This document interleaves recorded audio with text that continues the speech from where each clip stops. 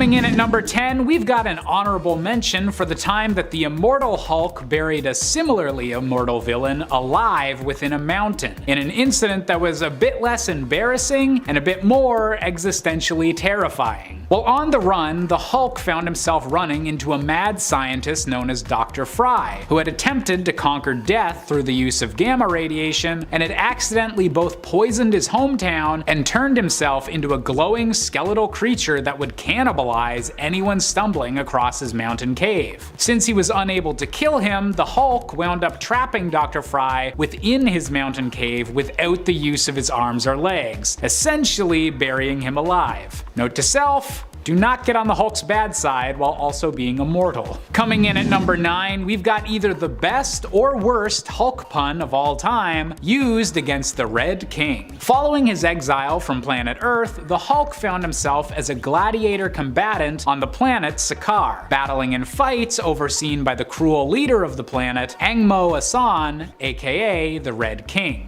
In a final battle to take back the planet, the Hulk led a force of rebels against their captors, and went head to head against the Red King inside his own arena in a sword duel to the death. And while the fight itself was pretty cool, the icing on the cake was the final pun as the Hulk defeated his foe with his sword and cried out, "Hulk slash." Coming in at number 8, we have the Incredible Hulk versus Black Bolt, King of the Inhumans. Following the Hulk's extended stay on Sakaar, and following the death of the love that he'd found on the planet, the Hulk began making his way back to Earth to face off against the heroes that had sent him into the cosmos in the first place. He was intercepted on the Earth's moon by Black Bolt, who used his incredibly destructive voice to whisper enough at the Hulk when he refused to back down. An attack that likely would have killed anyone else, but left the Hulk still standing, grinning, and saying, "I didn't come here for a whisper, I want to hear you scream," which just might be the most badass thing ever dared to be said to Black Bolt. Coming in at number 7, we have the ultimate Hulk literally eating Herr Kaiser. As one of the first major enemies faced by the ultimate superhero team, Kaiser was a Chitauri warrior that had infiltrated Earth during the Second World War and was able to fight toe-to-toe with both Nick Fury and the super serum enhanced Captain America. As a last-ditch effort to defeat the villain, the Ultimates unleashed the Hulk to defeat their shape-shifting foe, who decided to ensure Kaiser could never return by eating his corpse and then destroying the feces that resulted from the meal. There's overkill, and then there's being overkilled by the Hulk. Coming in at number 6, we have the Ultimate Hulk versus Ultimate Abomination. In another example of the Ultimate Hulk being vicious as hell, the Abomination was an attempt to recreate the conditions that had made the Hulk, but hoping to improve the process and allow him to be controlled. The Abomination had all of the Hulk's strength, but retained all of his human brain power after the transformation, which was intended to help the Abomination permanently put down the Hulk, but still led to Abomination being absolutely torn to shreds, with the Hulk adding salt to the wound by claiming, "You think too much," a final backhanded insult to show that being smarter isn't always going to lead to better outcomes. Number 5. Okay, one last Green Lantern defeat. Now,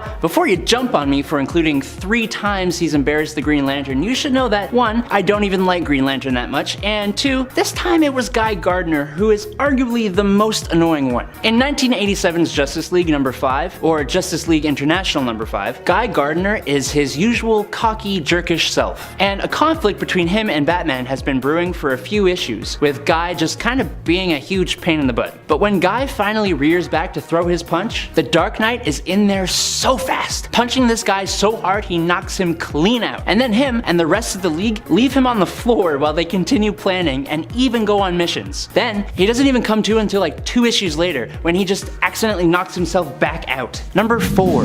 The Punisher. Punisher/Batman Deadly Nights is a very short-lived confrontation between these two heroes occurs when Batman stops Punisher from killing the Joker, which, as we know, goes against Batman's ideology. He interrupts the Punisher, coming in between him and his gun and telling the Joker to run. In his frustration, Punisher drops his pistol and gets one mean punch in across Batman's face. Just the one though, as Batman lets him know he will only allow that one. Seeing how the Punisher probably thinks Bruce deserves it. It really gets embarrassing when Mr. Castle goes for a second swing and Batman redirects the punch in one move, sending the Punisher face first into a pile of boxes stacked up against a brick wall. When Batman tells you you only get one, you best believe him. Number 3, Aquaman. Okay, look, Aquaman does have some serious power, and in recent years, he's gotten a hell of a lot better. Partially thanks to Jason Momoa. But this story, well, it really doesn't make him look good. In Legends of the DC Universe number 27, the Joker goes to Atlantis and convinces everyone there, including Aquaman, that he is the king of the land. Aquaman even admits he's heard of Joker before from Batman, but that he just doesn't pay attention. Aquaman goes to the surface where he suddenly has trouble walking, can't figure out how to contact Batman, and he gets pepper sprayed. Then, Batman shows up and says no to helping Aquaman, so Aquaman attacks him. This gives us a full 3-page spread of Batman completely beating the gills off of Aquaman. Which is even more embarrassing when you realize Aquaman has actual powers. Number 2, Martian Manhunter. Okay, this is a short little moment, but it shows us a side to Bruce Wayne I don't think any of us knew existed. In JLA issue number 27 in 1999, there is a single page. Bruce Wayne is meeting with Clark Kent and a mystery woman who Clark introduces as Hino Ray, and she greets Bruce. In the very next panel, we find out that this woman is actually John Johns, the Martian Manhunter, in disguise. How? Well, Batman says that while the accent was flawless, the name was a dead giveaway. Now this may fly right over your head, it did for me at first, but Ray Hino is the name of Sailor Mars from Sailor Moon. That means that Batman, Bruce Wayne, billionaire and mass detective vigilante who has mortally wounded characters like Darkseid and beats criminals to a pulp with his bare hands, watches Sailor Moon. So does Martian Manhunter for that fact. Is it embarrassing? Up to you, but what? Number 1, Judge Dredd. In the Batman vs. Judge Dredd comic that ended up putting Batman in the world of 2000 AD's most famous character, Judge Dredd, Batman is arrested and taken to the Hall of Justice for being a vigilante and carrying around all the tech and weaponry that Batman does. Judge Dredd refuses to ally with Bruce to fight Judge Death, who is going to Gotham and will kill everyone there and on that Earth, saying that 1, he is going to put Bruce away for 20 years for his crimes, and 2, that Gotham is out of their jurisdiction. Bruce loses it and busts out of his bonds and starts to wail on the judge. Assaulting a judge? That's 10 years in prison.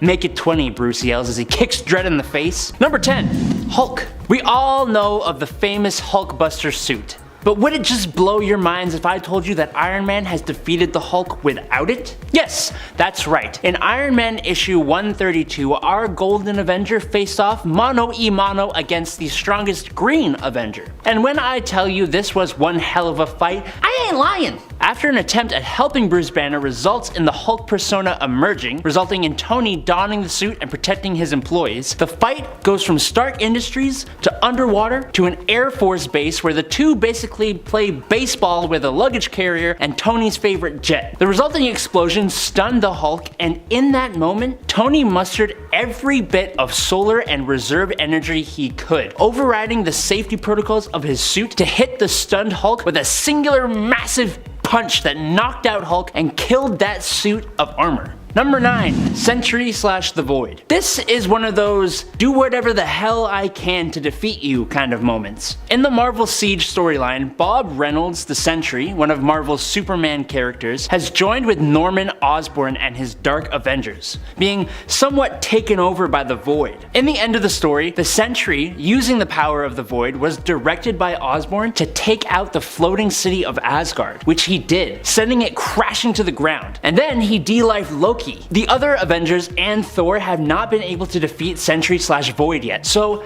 as one last ditch attempt, Iron Man uses a whole hammer helicarrier as a missile and crashes the whole thing down on top of him. This weakens the Void enough that Thor can end him with a blow from Mjolnir, but damn, Tony really just had enough of this guy. Number 8, Hawkeye. Surprise! Hawkeye does not stand a chance against Iron Man, but he did actually put up a pretty good fight the first 2 times they fought. Both times were in Tales of Suspense in issue 57 and 60. Hawkeye's first appearances before he was actually a hero, when he was instead a criminal. Natasha Romanoff, who is also a criminal at the time, tricks Clint into helping her steal Tony's powerful tech. It doesn't go too well for them though. At the end of the first fight in issue 57, Tony gets Clint clinging onto a pole, which he then bends and flicks like one of those little door stopper things, thwanging little Robin Hood here into the water and then saving the unconscious Clint from drowning. Doth mother know you have not liked or subscribed? Well, that's okay if you don't want to, but it would be appreciated. Okay, let's move on. Number 7, Luke Cage. Alright. We covered Luke Cage getting his butt handed to him the first time around, but I found a hilarious and much more subtle embarrassment dished out by Spidey. In New Avengers Volume 1, number 51, after Spider-Man revealed his identity to the Avengers, Jessica Jones, Luke Cage's wife, recognizes him because they went to high school together, and she had the biggest crush on Peter. Now, fast forward to issue number 53, Spider-Man and the New Avengers are floating in their Quinjet above New Orleans, looking for a place to land, when Spider-Man starts talking to Luke Cage about his wife apparently being in love with Spider-Man in high school, which he had no idea about, and while she's cute and all that, he believes in the statutes of marriage and the institutions, so Luke has nothing to worry about from him. But if him and Iron Fist broke up, then he'd like to get in on that action, you know? Luke just wants out as he calls Clint to land the damn plane already. Number 6, Emma Frost. Did you know the Avengers fought the X-Men? Yes, it's true. And a comic titled, get this, Avengers vs. X-Men. It's a good title. Seriously though, the conflict blossomed when the Phoenix Force is headed straight to Earth with mutant Hope Summers as its supposed host. The Avengers believe this is bad juju for the population of Earth, and the X-Men think this is gonna be what they need for the mutant population to be reborn. A battle happens between the two teams at the mutant island of Utopia. Partway through, Emma Frost comes to make a move, saying telepathically to Cyclops she can shut down the Avengers telepathically, and she is going to end this. Then Iron Man chimes in, I bet you thought you were just about to end this, as he fires microscopic telepathic tasers at her and hopes she will let him make it up to her over dinner. She punches him in the stomach and he blasts back with his repulsors, but this genuinely made me snicker. Number 5, a not so shocking defeat. Of course, Shocker is generally considered to be a B or even C list Spider-Man villain, and as a result he gets made fun of a lot in the comics normally. But it's somehow even more embarrassing in the Ultimate Universe. In issue number 8 of Ultimate Spider-Man, the issue opens with Spider-Man taking on Shocker and making embarrassingly quick work of him, asking who exactly he's supposed to be, the vibrator? Because yeah, the shock he's emitting is pretty weak. The other hilarious point here is that Spider-Man then turns the shock back on the Shocker, jamming his guns and basically causing him to shock himself. Ouch. Number 4, watch your step. This embarrassing defeat comes to us from the pages of issue 230 of the Amazing Spider-Man comic.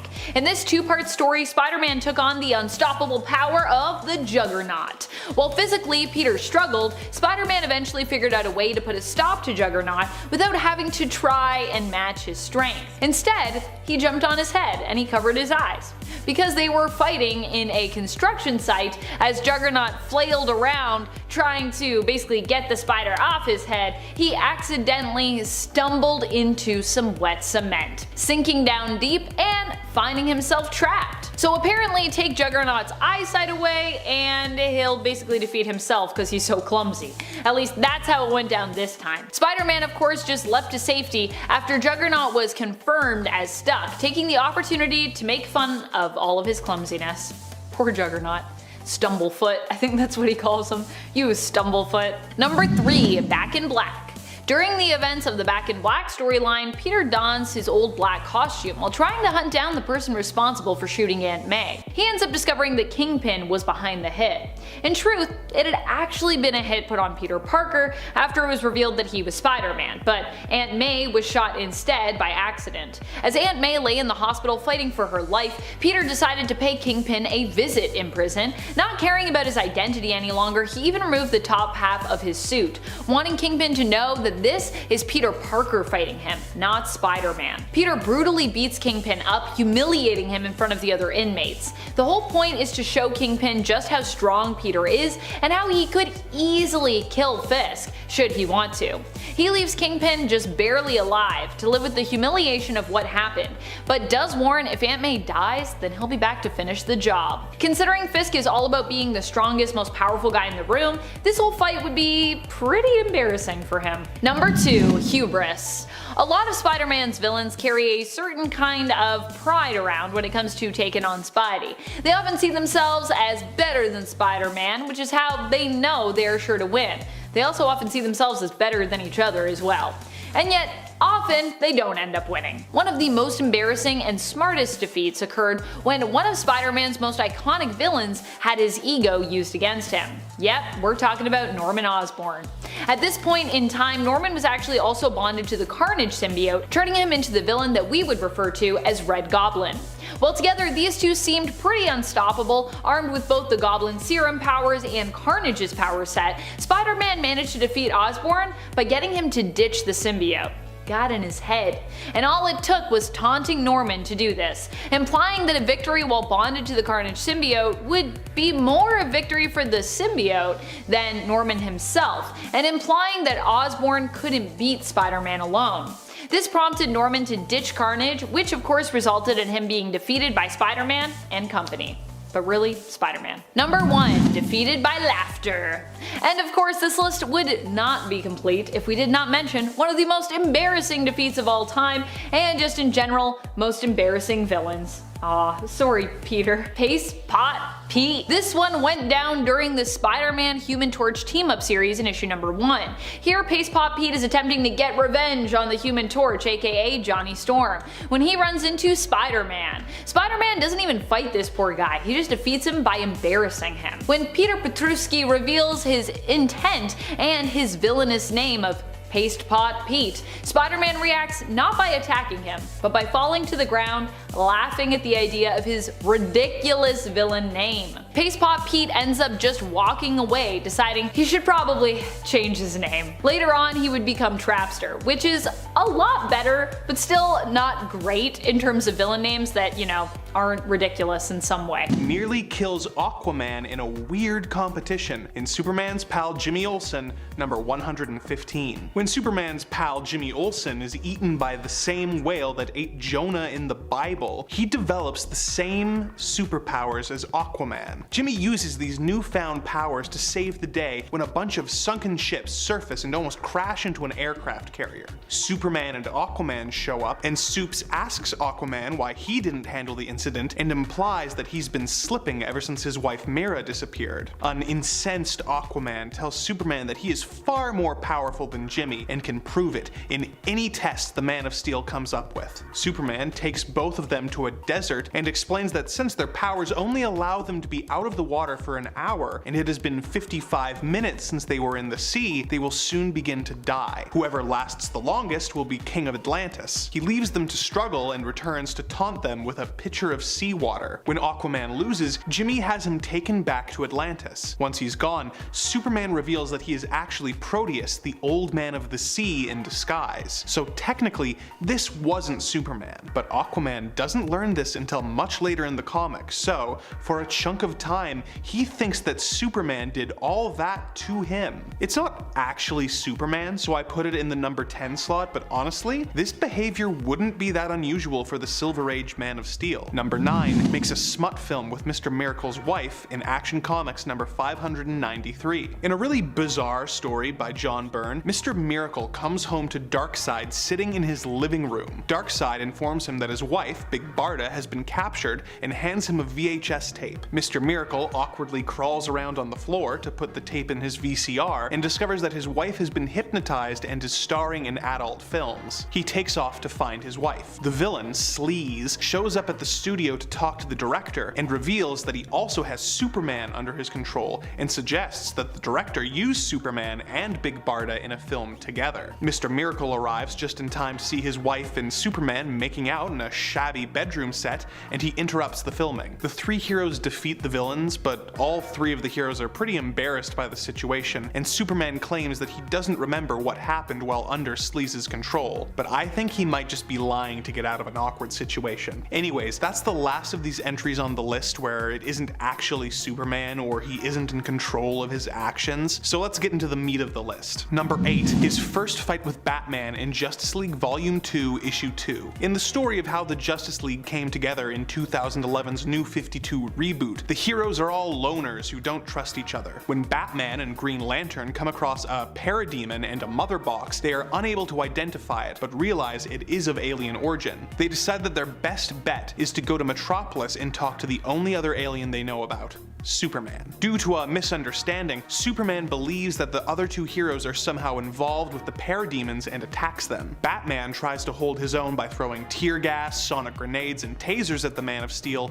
with no effect. Superman chides the Caped Crusader, telling him, "Your belt's empty, Batman," before grabbing him by the throat and slamming him into a wall. Considering how well Batman managed to do against Superman in subsequent fights, he clearly felt this loss, and I'd argue has never felt so powerless. Number 7. His fight with Green Lantern in Justice League Volume 2, Issue 2. Continuing on from the previous entry, let's talk about how the same fight went for Green Lantern. He spent most of the flight to Metropolis bragging to Batman that he would have no problem beating the Man of Steel. When they found Superman, Hal told Batman to stay back while he handled Superman. Superman then came at him faster than a speeding bullet and more powerfully than a locomotive. While Batman was being mildly irritating at best to Superman, Green Lantern came in for round 2, tying Superman up with constructs of giant chains. Superman smirked and said, "Chains? Really? You're funny, Green Lantern," before easily shattering the construct and renewing his attack. Pretty much all of Hal's confidence shattered at this point, and he protected Batman and himself in a bubble as Superman bounced them around the city. Superman was being pretty intense about the whole situation, but thankfully a timely intervention by the Flash allowed them to recover and explain themselves to the Man of Steel. Number 6. Exiles Supergirl to another planet in Action Comics number 258. When Superman's cousin, Kara Zor-El, came to Earth and revealed that he wasn't the only surviving member of his family, Superman described it as the happiest moment of his life. He then dropped her off at the orphanage and told her that she had to keep her existence a secret. She took all of this in stride and followed Superman's orders until one day she saw Krypto the Superdog flying around. She introduced herself to Krypto and the two had a fun time playing together. Then Superman showed up and started scolding her for revealing her existence. Supergirl very reasonably points out that Krypto is a dog and can't talk, let alone reveal her to the world. Superman responds by banishing her to live on an asteroid for a year in complete isolation. Supergirl stays there for a week before Krypto shows up with a note from Superman telling her that there is a storm of kryptonite dust coming to the asteroid and that she must return to the orphanage in her secret identity of Linda Lee for one day before going back to space for the rest of her exile. Linda shows up at the orphanage but finds herself in a spot of trouble when she comes across a search party that has been looking for the missing orphan. She covers herself in mud and claims to have been stranded in Dismal Swamp for the past week. She dodges reporters' questions and Superman reveals that all the shaming and sending her off into exile was an elaborate test to see if she was clever enough to figure out how to maintain a secret identity. Superman congratulates Supergirl for passing the test and she excitedly asks if this means that she no longer has to keep her existence a secret, and Superman clarifies that he never said that and tells her to continue living in secret until he damn well says so. Coming in at number 5, we have the original Marvel Universe's Hulk vs. Abomination, which somehow manages to be even more of a complete victory than the Ultimate versions. After Abomination was blamed for the death of Bruce Banner's wife, Betty Ross, the Hulk went on a complete rampage to destroy Abomination, something the villain intended to finally figure out which of the two green giants was stronger. But in a final final humiliating moment, the Hulk had the opportunity to finally kill Abomination, but instead chose to revert back to Bruce Banner, showing his humanity and proving to Abomination that Banner had the strongest willpower of all, the ultimate defeat for Abomination. Coming in at number 4, we have Hulk smashing Loki in the original MCU Avengers film. For years, comic book fans had been yearning to see a proper adaptation of the Jade Giant on screen. And while earlier live-action Hulk films were ambitious in their own ways and had their own unique moments, the most iconic and defining Hulk moment finally came when the Hulk joined the Avengers in their first team-up movie and interrupted Loki's monologuing to give him the beatdown he deserved. This was the Hulk we'd all been waiting to see, and hearing Cap tell him to smash, or the Hulk saying puny god, they were definitely worth the wait. Coming in at number 3, we have the Hulk killing Maestro with the explosion that created him in the first place. Bruce Banner often has to face off against different mental versions of the Hulk inside his head, but this alternate version of himself from a post-apocalyptic future is the real deal. Naming himself Maestro after conquering what remains of America following a nuclear winter, this version of the Hulk had become far stronger than the Hulk's usual starting strength, with years of sucking up deadly radiation only improving his ferocity and power. When the real Hulk encountered this warlord version of himself, the only way he was able to finally come out on top was by literally warping the Maestro back in time to be killed by the same gamma bomb that created the Hulk back in the 60s. A nice bit of circular karma that showed that Bruce Banner could outwit even his older self. Coming in at number 2, we have Zombie Hulk versus Zombie Thanos. The Hulk and Thanos might not have gotten to get a proper physical rematch in the MCU, but in the Marvel multiverse, their zombie versions had a fight that has to be seen to be believed. 40 years after the initial infection that turned their universe into an undead wasteland, a zombified Thanos decides to pick a fight with an undead Hulk, claiming that the Hulk has eaten more flesh than his fair share. With the eloquence that only a zombie can provide, the Hulk responded by crushing Thanos' skull between his clapping palms, instantly destroying the weakened Mad Titan and showing that maybe you shouldn't tell the Hulk he's been eating too much lately. And finally, coming in at our top spot, we have the time that the Ultimate Hulk threw the Wolverine's legs up a mountain. While the Wolverine might not count as an outright villain, at this point in the Ultimate Universe, the Hulk and Wolverine were definitely enemies. Tasked by Nick Fury to kill Bruce Banner, the Wolverine got his completely kicked and woke up after their battle to find his lower half entirely missing, ripped off by the Hulk. To make matters worse, his sense of smell let him know that if he wanted to recover his legs and rejoin them to his body with his healing ability, he'd need to climb 4 miles up a mountain. Many people have tried to fight the Hulk over the years, but few people have gotten defeated so embarrassingly as the Wolverine did when his legs got thrown 4 miles away. Number 10. First appearance, first defeat. During his very first appearance, Vulture ended up being defeated. He first appeared in The Amazing Spider-Man issue number 2 and ended that first story he appeared in during the first half of the comic, of course, in prison. Vulture here manages to catch Spider-Man unawares the first time they meet and even kinda captures him. However, Spider-Man escapes and later outsmarts Vulture, realizing that he relies on his wing gadgetry to soar and really has no powers of his own and is just kind of an old guy. Spider-Man creates a device which disables Vulture's wings. Next time the two encounter one another, he uses it during the fight and handily defeats Vulture just like that, clipping the old man's wings and leaving that bird to be caged. Sorry, Adrian. Number 9. Spotter needed. When it comes to Miles Morales' first trip out as Spider-Man, it was embarrassing for both Miles and the first villain he encountered on patrol, Kangaroo. Miles was wearing a Spider-Man costume after Spider-Man, aka Peter Parker, had died, and a lot of onlookers felt that this costume was in bad taste because of this. Miles also struggled somewhat with this instigation. He was just kind of getting the hang of his powers. But he got the final punch in his fight against Kangaroo, who had hoisted a car over his head and was about to throw it at Miles. Miles' punch to Kangaroo's chest causes him to drop the car on his own head, making him kinda knock himself out. How embarrassing. Don't worry, Miles does kick him away to safety, so at least he doesn't get crushed by that car. You should always be careful when lifting heavy objects. Case in point. And friends, before we move on to this next spot, if you love when villains get embarrassed, be sure to let us know by giving this video a thumbs up. Number 8. Inferior Superior. One of the most embarrassing defeats for Otto Octavius around has to be when Spider-Man's heroism and Otto's kinda lack thereof made him realize that despite being called Superior Spider-Man, Otto, who was in Peter Parker's body at the time, was not actually capable of saving the day here. He needed Peter's help. This caused Otto to relinquish the body he stole back to Peter Parker, who still had a remaining consciousness left within it. Surrendering, Otto would later show back up in a clone of Peter's body, but would eventually go back to being the regular old Doc Ock in the end. Stick to what you're best at, maybe, is the moral here. Although I won't lie, I did enjoy watching Superior Spider-Man thwip around the city, beating baddies in Spider-Man's place. There were some things he was pretty good at, but this just wasn't one of them. It was a neat time in the comics. Number 7. Rejected. We've seen this tactic used a few times to beat Venom. Initially, Spider-Man was the one whom the Venom symbiote wanted the most. Spider-Man was initially depicted as the first host and has been the symbiote's first host in a few different versions of the tale. Although in the comics, Venom now has like a whole back history like before Spider-Man, so yeah. That is a thing that happened. In the Spectacular Spider-Man animated show, the fact that Peter is the first host remains to be the true narrative, as well as in the Sam Raimi Spider-Man films, or the Raimiverse as well actually.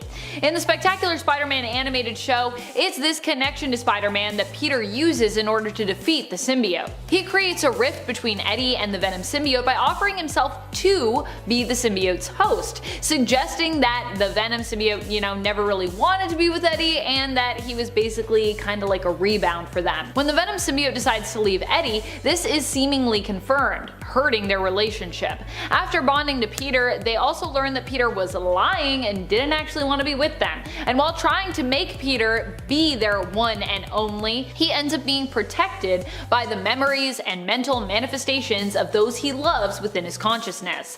You can't make someone love you. Sorry, Venom.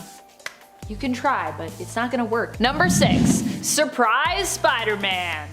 Surprise! It's Spider-Man! In Superior Spider-Man issue number 31, we get to see Spider-Man embarrass Green Goblin when his return surprises him. You see, Norman thinks that Spider-Man is actually Superior Spider-Man, aka Otto Octavius, but Spider-Man reveals that it's not Otto driving this time around, and that Peter Parker is truly Spider-Man once more.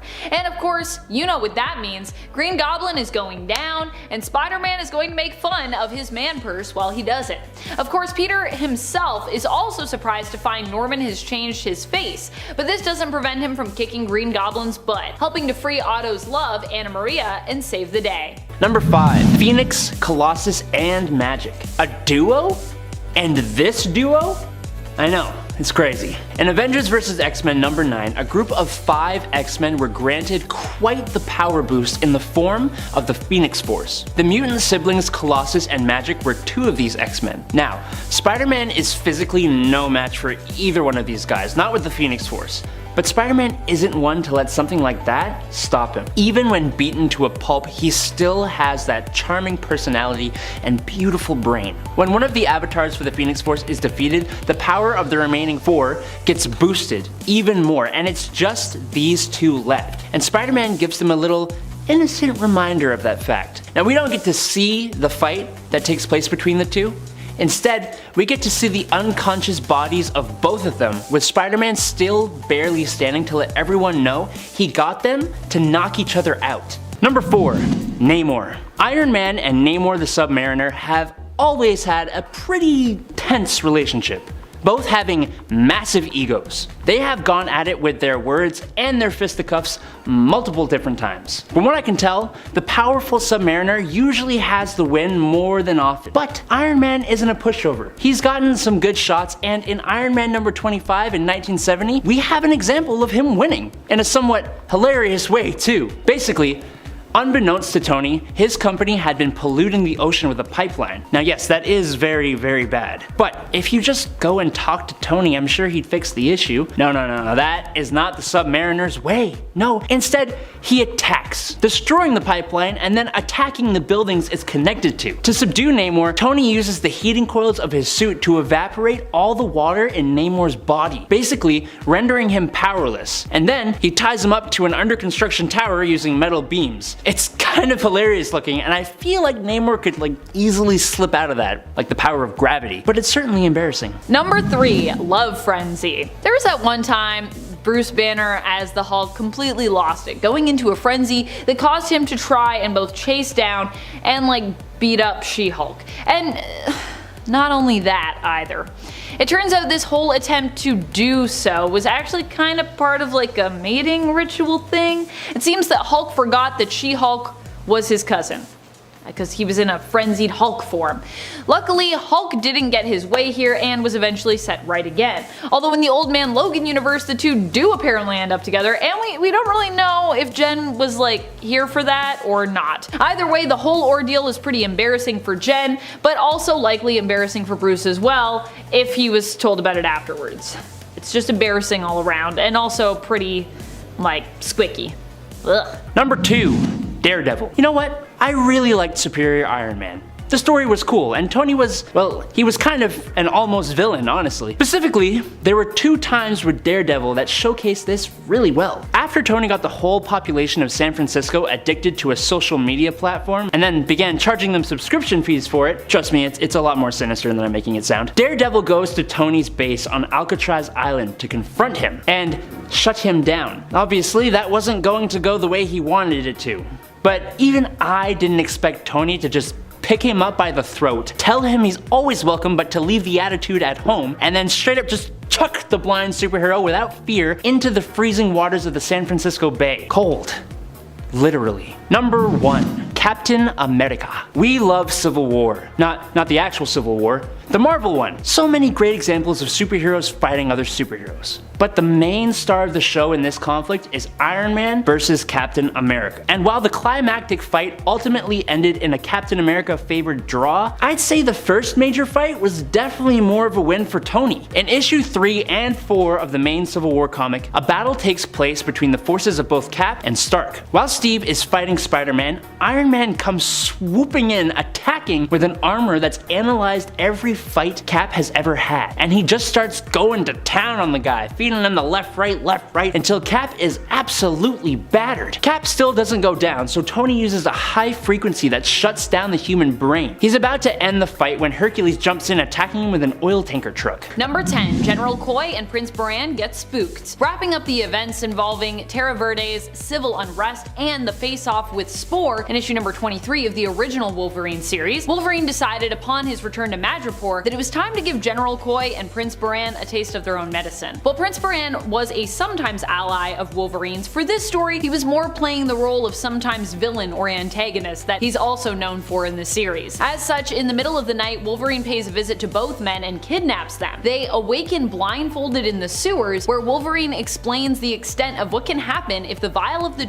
that Koi chose to keep were unleashed on someone, how it would basically make them go insane. It could also potentially unleash a darker evil who was only just defeated, Spore. Really not cool for you to keep that vial, Koi. Koi and Baran fear that Wolverine has administered the to them, terrified. They discover, however, that this is not the case, and instead that the only threat in these sewers is an equally deadly and very angry Wolverine. Horrified, they run in fear and escape from the sewers, only to be laughed at by the people of Madripoor as they surface, covered in sewage. Hopefully they learn their lesson. Knowing General Koi though, probably not, because then he does a lot of other stuff. Number 9. Unintentionally embarrassed Sabretooth. Sure, Wolverine is all for putting Victor in his place. Once he met the guy and knew how bad he was, that is. But before that, the Creeds were just a family that Wolverine kinda got tied up in. Logan ended up captured and in a circus being used as an attraction. Something about the X-Men and circuses, I tell you, happens a lot. This was really a low point in Wolverine's life as he was suffering from severe depression after the death of Rose, and then following that, the death of his wolf pack by Nathaniel Essex's bear, which was really upsetting because he'd taken a lot of solace in his pack. In the end, it was Clara Creed who managed to reach out to Logan, saving him both physically and emotionally. The two fell in love with one another quickly, but it didn't end well for either of them. Saul Creed, Clara's little brother, sold them out. Once this was revealed, Logan felt the only way to protect Clara was to get rid of Saul, permanently. Clara was ready to cut Saul out of her life, but didn't want to see him killed. Because Logan killed Saul, she rejected him. And because Logan killed Saul, Victor interpreted it as a slight, embarrassed that Logan had been the one to kill Saul, as Saul was Victor's to torment. Victor would visit Saul each year on his birthday to beat him up. So yeah, hence why Sabretooth visits Wolverine each year now instead, because he was like, how dare you do this to me? This is unacceptable. And friends, before we move on to this next spot, if you are loving this list and you want to hear about more times that Wolverine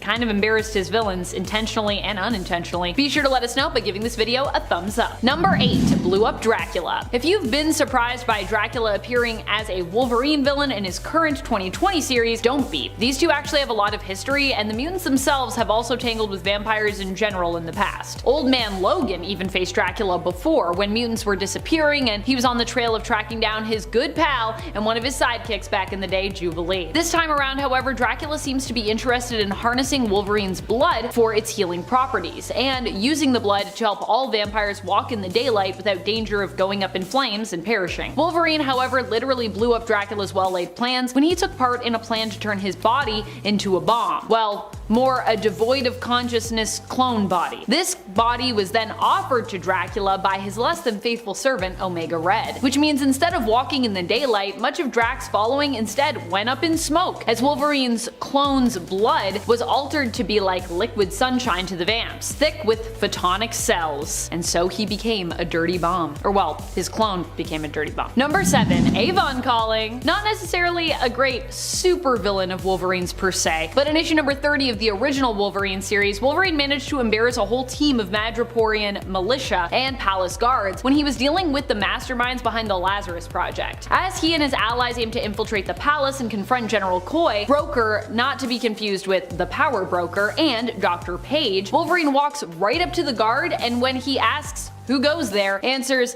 Avon Calling. Wolverine can be nonchalant and make jokes here because he's got Karma on his team. Rather than respond with an attack, Karma basically takes hold of the guard's mind and then has him take them into the palace under the guise of his prisoners. Of course, this ruse doesn't last for too long, but it does last long enough to get them into the palace at least, and to basically where they need to go. Number 6. Ruined Merchant's Auction. When Wolverine donned his patch disguise to return once more to Madripoor, it was quickly revealed to him that everyone kinda already knew who he was. And while he had come to save a former teammate from being auctioned off as a weapon, he himself ended up on the auctioning block. But although the merchant saw his presence as an opportunity, in the end he realized his mistake, as Wolverine didn't just get away with Maverick as intended, but pretty much ruined his whole auction and Merchant's whole catalog besides. You can check out how badly Wolverine ruined this party by checking out issues number 9 and 10 of the 2020 Wolverine series. Number 5. Facial hair bros. Right smack dab in the middle of the video, sort of,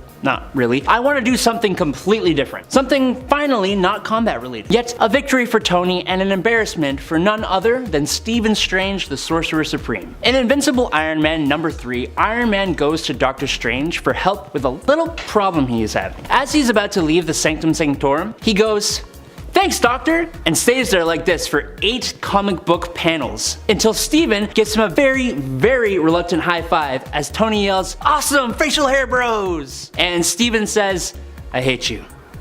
I'm sorry, I had to include this. Number 4. Hot tubbing. While some people might focus on when Hulk beat Thor in Thor Ragnarok in the MCU when it comes to embarrassing moments, I think there is one that tops that. After the fight, Thor is taken to Hulk's private quarters, where his wounds are tended to. When he awakes with a start, he notices Hulk is also there in what appears to be a hot tub? Hulk hot tub. Thor asks Hulk about how he ended up here, and when he finds out that he crash landed on Sakaar via a Quinjet, asks him where the Quinjet is. Hulk responds by getting up out of the tub and crossing the room to where the window is to show Thor the current location of the Quinjet now. This is when Thor learns that Hulk was, naked in that hot tub, which prompts him to seemingly avert his eyes and remark on how that image is now permanently burned into his mind.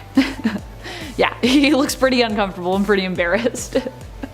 Oh boy. Number 3. Clint Barton as Ronan. During Dark Reign, the Avengers were more of a covert rogue team. Their leaders were lost in civil war. Secret Invasion had put everyone against everyone, unsure of who was a Skrull and who wasn't, and now Norman Osborn was in charge of everything. The new Avengers know they've got to find some way of getting Norman. Clint Barton, who was Ronin at the time, tried a media smear campaign and it didn't really go too well. So now, he just wants him gone, and he suggests just that in New Avengers issue 55. Spider-Man word slaps the gathered Avengers into their senses. Peter steps out right in the face of the idea of delifing anyone. Am I the only one here who wants to, act heroic in the face of adversity? He goes on to say that now that they don't have their Tony Stark money or Avengers Mansion and butlers, that Ronin is cracking up under the weight of the real world. Yeah, tell him, Spidey. Yeah. Number 2, ripped in two. Wow, I like how I made number 2 ripped in two. I didn't do that on purpose, but that's good. When Ultimate Wolverine and Ultimate Hulk fought one another in the Ultimate Universe, Hulk pretty much put Wolverine to shame. In this alternate universe of Earth 1610, Wolverine was hired by Nick Fury to track down the Hulk. Wolverine tracked him down alright, but wasn't so good at dealing with him once he did. At one point, Hulk tears Wolverine straight down the middle and tosses his legs so far away that Logan has a challenging time recovering them. And of course I mean right down the middle, not down the middle this way, like down across the middle, I guess I should say. In this reality, Wolverine can't just grow new legs, by the way. In order to recover, he needs to find and basically reattach his legs so that his healing powers, or his survival powers more like, can basically take effect and kick in and heal him. So yeah, he had to crawl all the way over to find his legs in the snow. Great. Also, mountains. There were mountains there. Number 1, why are you hitting yourself? Well, Thor and Hulk fought in Ragnarok, where Hulk only really won against Thor thanks to the help of Grandmaster, tasing Thor until he passed out, just as he was figuring out how to harness the power of lightning without his hammer too. In the comics, these two have fought actually multiple times. One such occasion involved a showdown where Hulk made fun of Thor for having long hair, mistaking him for a hairy lady and telling him that he should get a haircut. Thor, of course, did not take too kindly to these remarks about his long golden locks, which he quite loves, and fought back against Hulk with his hammer Mjolnir. However, Thor ended up surprised when Hulk refused to surrender, claiming he was the strongest there will ever be, before grabbing Thor's hammer arm and then making Thor basically hit himself with Mjolnir. Ouch. Hey Thor, why are you hitting yourself? Number 10, the Human Torch. Johnny Storm and Peter Parker have been very close friends for a long time. And in comic books, where there is friendship, there is competitive rivalry. In the first video, I talked about the time the Fantastic Four first met Spider-Man, and the way he embarrassed every single one of them. Well, now I want to talk about something a little sillier. In the Spider-Man / Human Torch I'm With Stupid miniseries, Johnny Storm hires Peter Parker to get really good pictures of him since he just became a hero and he wanted some good publicity. Yes, really. Wanting some pictures of Johnny against a villain, he goes to Dr. Doom's lair and gets himself encased in a block of ice. Yes, really again. Spider-Man saves him and swings him away and makes web ice picks to start getting Johnny out of his popsicle form. But after Johnny struggles a little bit too much, Peter accidentally chips away the part of ice holding Johnny's beloved golden hair, leaving him bald and crying for Reed Richards to fix the problem. Yes, really, for a third time. Number 9, Ghost Rider. Say what you want about Spider-Man, but he is a hero, through and through. And sometimes he needs to remind others how to be that. In Spider-Man number 7 in 1990, Spider-Man and Ghost Rider are working together to defeat Hobgoblin. A kid named Adam gets grabbed by Hobgoblin, causing Spider-Man to look for a less direct approach. But not Ghost Rider. He barrels straight into Hobgoblin on his motorcycle, hitting Adam as well. Spider-Man gets to Adam before he crashes right into a wall. As Ghost Rider gets his hands on the unconscious Hobgoblin and is about to do his penance stare on him, Spider-Man interrupts him, saving Hobgoblin and giving Ghost Rider an earful about what it means to be a hero, sending him walking away in shame. Number 8. Doctor Strange. If you've seen Spider-Man No Way Home, then you know exactly what I'm talking about. If you haven't yet, Allow me to explain, or skip to the next point if you don't want spoilers, but I promise you, I'll keep it light. Okay. So, basically a whole whack of stuff takes place and Doctor Strange and Spider-Man end up fighting over an artifact. During the scuffle, Doctor Strange brings him and Peter to the mirror dimension, where things just go, well, kind of spirally and just insane. It's actually a really fun scene to watch, but basically, Peter realizes the mirror dimension is based on geometry, and he's great at geometry. And utilizing the absolutely amazing power of math, he strings up Doctor Strange, takes the artifact and Strange's sling ring, and leaves him webbed up and stuck in the mirror dimension. Hey you, I just wanted to briefly stop you here, just to say thanks. Thanks for being you, and thanks for liking and commenting and subscribing. I love reading your comments, even the mean ones. You should check us out on Facebook too if you wanna. Alright, moving on. Number 7. Size isn't everything. It really isn't in terms of battle, as is proven in the Ultimates issue number 5. You see, in the Ultimate Universe of Earth 1610, Hulk isn't exactly a hero. Here the Avengers are known as the Ultimates, although there is also an Avengers team in this reality, but trust me, they aren't quite the heroic equivalent to the 616 team that we know.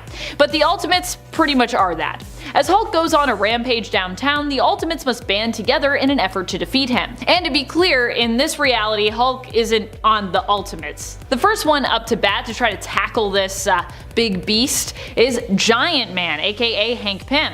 He attempts to defeat the Hulk as, well, a giant man. But just because Hulk is smaller than Hank doesn't mean he can't still pack a punch. While Giant Man attempts to hold Hulk beneath his hands and ask him to calm down, also calling him puny, Hulk responds by jumping onto Giant Man's face and threatening to rip his head off and use it like a toilet bowl, before punching his lights out.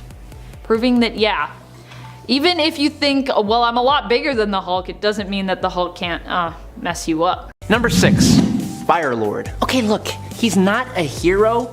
Well, he's hardly an anti-hero. In fact, he's kind of an anti-villain. But Fire-Lord, the former Herald of Galactus and eventual member of the Nova Corps, came to Earth wanting to partake in all the great stuff we got going on here, only to be attacked by firefighters and eventually Spider-Man himself. And now, he wants revenge for the embarrassment. Look, he's not from here, okay? Just because he has different ideas of what's fair doesn't mean that he's evil, right? After Spidey leads the spicy Fire-Lord on a chase all around New York, he decides to engage him hand to hand, and boy does he go off, dodging every swing against him with his spider sense and landing countless blows on the alien, leaving him unconscious when the Avengers show up to pull Spider-Man off of him. Halfway through into number 5, Darkseid. Bruce Wayne was at first not really taken seriously by Darkseid. As a matter of fact, Batman uses the element of being underestimated as like his greatest superpower basically. Batman doesn't kill, but he was forced to kill when Darkseid threatened Earth. The only known substance that could kill a new god is radion, so Batman shot Darkseid with a radion bullet and caused himself to die in the process. Darkseid, for that matter, had Batman as the last person in mind that could actually stop him. He thought if anybody was going to kill him, it would be Clark Kent, so yeah. Up until this point, the only human or sentient being, for that matter, that has truly made Darkseid, the god of evil in the DC universe, cower and run away is Batman. In it for Reverse Flash. A pride point for basically all speedsters, especially evil speedsters, is how fast they can move, how they're faster than a speeding bullet, and how they're basically impossible to hit. So imagine our surprise when Reverse Flash ends up getting popped in the head by none other than Thomas Wayne in the Flashpoint timeline, so that Barry Allen could access enough Speed Force to save the world and bring his son back. And while this apparently killed Thawne, that was far from it. Thawne actually started vibrating as fast as he could to slow the destruction of his brain. This actually gave Thawne more time to try and avoid death, or to try and find a way to do so, and gave him the ability to hold quite the grudge. Humiliated by getting killed by Batman of all people, Thawne sets out to be even worse than usual, even ripping up the letter that Thomas Wayne gave to Barry to give to Bruce, the only contact that Bruce has had with his parents since they died. The only contact with a living version, which is absolutely brutal. Batman was like ugly crying, and ooh, it was not pretty. Getting close to the end into number 3, The Riddler. Batman Universe is an absolute gem of a comic.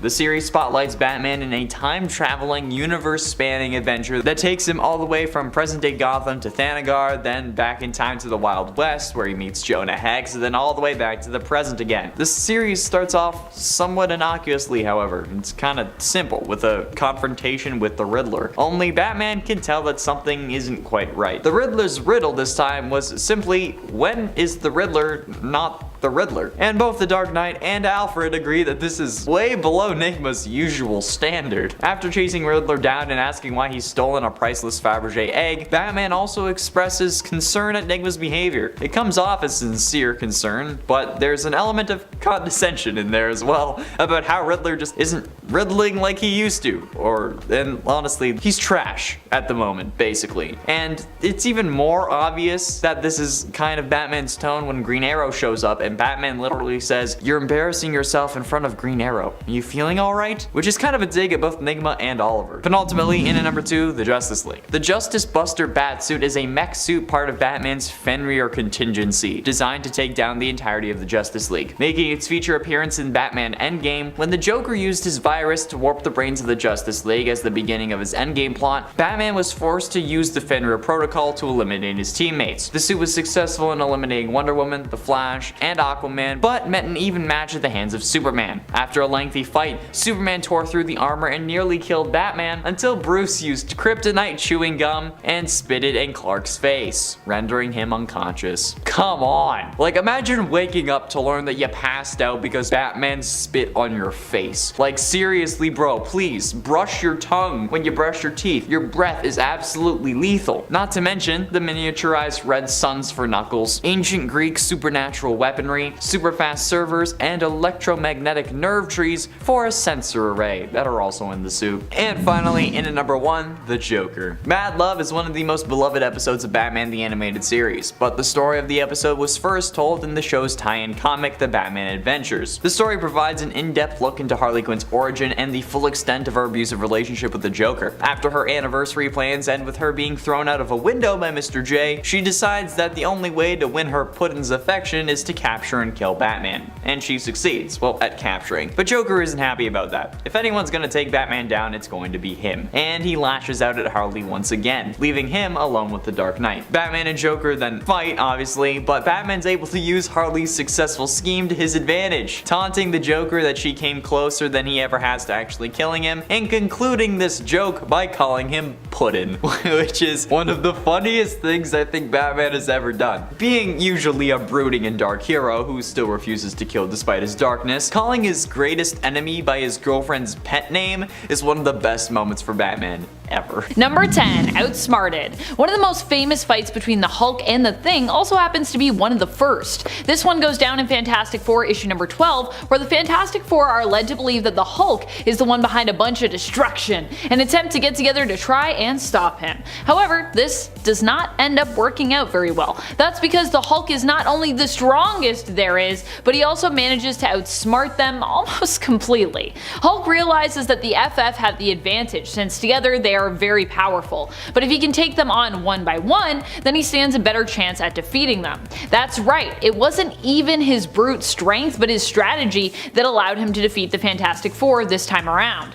Well, almost. The Thing seemingly defeats the Hulk with his piledriver punch, but in reality, his punch misses, and it was actually an energy ray that hit the Hulk and knocked him out. Fortunately though, this reveals to the FF that the Hulk was not behind all the destruction, and yeah, they can at least now go after the people that are actually responsible. Number 9, Illuminate the Truth. In the secondary short comic that is included in the World War Hulk prologue Worldbreaker, titled Round Trip, we get to see an alternate Hulk embarrass a group he refers to as the Illuminators, obviously the more cartoonish version of the Illuminati. This group ends up sending Hulk to space and another planet in a spaceship, ultimately because he stole Namor's sandwich. How does Hulk embarrass them? In a similar fashion to his plan in the reality of Earth 616, he ends up heading homeward after the group exiles him. Here, he doesn't necessarily seem to have the same trauma behind him as he does on 616, fueling his rage even more, but the Illuminators are still completely in a tizzy over the fact that the Hulk ship seems to be on a return course after they sent him away. Except Namor. Namor feels safe knowing that he lives deep in the ocean and that if the surface world gets all smashed up, he and his kingdom will probably still be good. And friends, before we move on to the next spot on this list, if you love our channel and you love our content, be sure to head on over to Facebook to show us that love and support by giving us a follow and a like. I think that's one of the things you do on Facebook. You like stuff. Hey. Number 8. To hear you scream.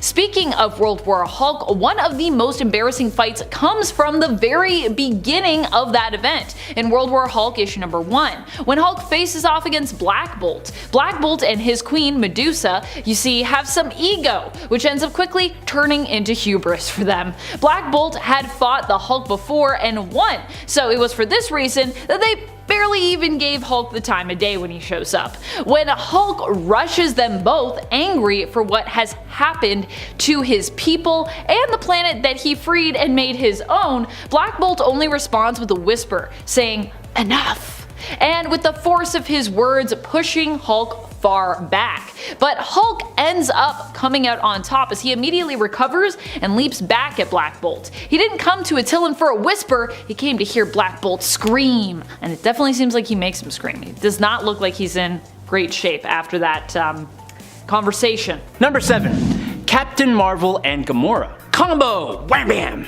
Actually, more like pew pew. Look, love it or hate it, the second Marvel Civil War event happened. I could get into what the conflict itself was actually about, but that doesn't really have anything to do with this point. The main thing you need to know is that, just like the first Civil War, the superhuman community is split, with Iron Man leading one side and Carol Danvers leading the other. At the time of this story, Iron Man was sporting his Model Prime armor, an armor that could basically shapeshift and change color for whatever it was he needed to do at the time, making the need for multiple armors a little redundant. During a conflict with Captain Marvel and her group, Tony was under attack from some pretty powerful heroes. Specifically, Captain Marvel and Gamora jumped in to do battle before they were dispatched from a single blast from Iron Man. Just one shot is all he needed. Damn. Number 6. Bustin' makes me feel not so good. In the case of Tony Stark, that is. While the Hulkbuster became a famous suit of armor in the Avengers film franchise, we also know it from the comics. During the events of World War Hulk, Tony attempted to use this armor to defeat the Hulk when he returned to Earth and threatened to destroy it if he wasn't given the heroes responsible for sending him into space. One of which who was responsible was Tony, who actually initially created the Illuminati group that sent the Hulk away. Tony had also created nanotech, which would in theory be capable of suppressing the Hulk's powers, actually even forcibly using it on Jennifer Walters previously, which she actually sued him for in return. However, the Hulkbuster, the nanosuppressant, even the big bombs that they attempted to use all did nothing. Hulk's pain was so intense, his anger so great, that he became powerful enough to survive all of this and remain in his Hulk form. So apparently it doesn't matter how smart you are, Tony, or how prepared. In the end, if Hulk wants to smash, he's going to continue to smash. Can't Hulk bust your way out of that one. Number 5. Resisted the change. Wolverine's healing factor doesn't just protect him from severe injuries, it also protects him against supernatural related monster rules, such as how they dictate transformations. And if he does end up getting affected by said rules, the change is typically only temporary for him. Eventually his healing factor will basically cure him. Case in point, when Old Man Logan faced off with Dracula during his hunt for Jubilee. Dracula managed to attack Wolverine and even bite him in this second volume of Old Man Logan, but the joke was on Drac. Wolverine's healing factor protected him from giving into vampirism, and we learned that he was immune to said bite and its effects. Sorry, Dracula. In the end, Wolverine came out on top, managing to later on decapitate Dracula. Obviously, he came back, but for the Prince of Darkness, King of Lies, Lord of the Undead, this was a pretty embarrassing defeat, especially as he bit him and then he was like, yes, Yes, this didn't work, but that's fine. I'm sure it's taking all of your healing factor to fight off the vampirism. I don't know if it was actually taking all of his healing factor. He did look a little rough, but I feel like Wolverine was like, yeah, sure, bub, all of my healing factor. Number 4, bad karaoke for Maverick and Merchant. Later on in the current Wolverine series, Maverick would take a job from Merchant, deciding in the end to work with him despite Merchant attempting to auction him off previously, and thereby putting Maverick in the crosshairs of Wolverine. With the two at odds fighting over information stored on a Krakoan bug, Wolverine in the end decided to let Maverick think he stole that bug back from him and his friend CIA agent Jeff Bannister, only for Maverick to learn later while handing it over to Merchant that the bug was actually wiped clean and the information on it replaced with tons of Johnny Cash karaoke, likely taken from performances at the Green Lagoon's karaoke night. Oh boy. Number 3, Omega Red versus the Wolverines. You mess with the Wolverine, you get a bunch of them that you have to deal with. You get all the Wolverines. As was evident when Omega Red came to Krakoa seeking to claim what his mutant given right was, to take refuge on the new mutant island nation.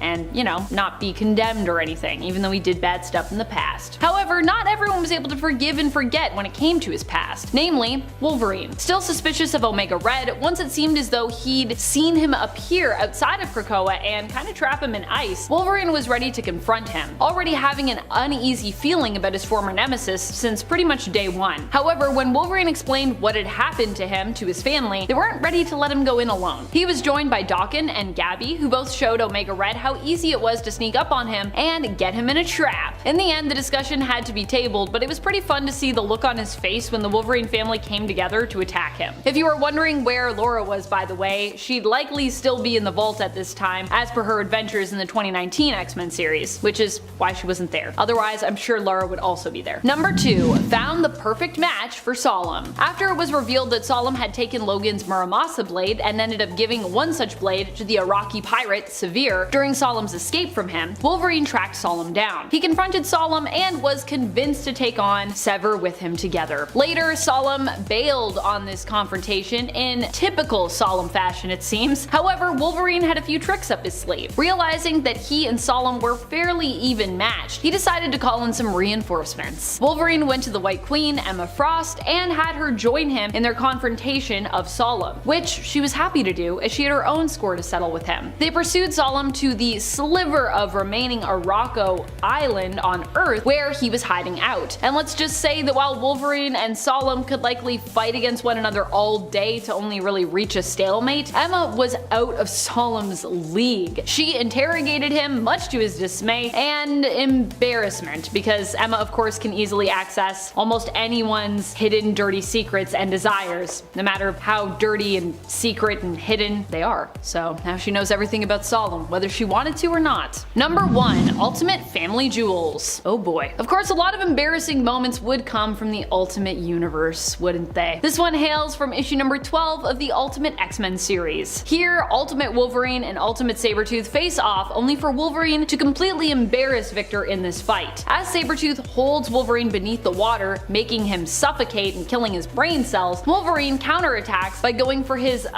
family jewels, as he calls them. His retort to Sabretooth mocking how he'll never be considered a brainiac now turns to tears and pain as Wolverine responds that at least he's smart enough to cover his family jewels in a fight before he tackles Sabretooth off a cliff. Wow, what a way to finish a fight. And it 10, Superman. The Dark Multiverse is a mysterious dimension. It lies outside of the normal universe. In one of the many universes in the Dark Dimension, Superman went rogue and killed off every hero and villain. No one could actually stop him. The last remaining hero was of course Batman, who could not even believe that his best friend could have done all this. But Batman had a plan. Fail-safe.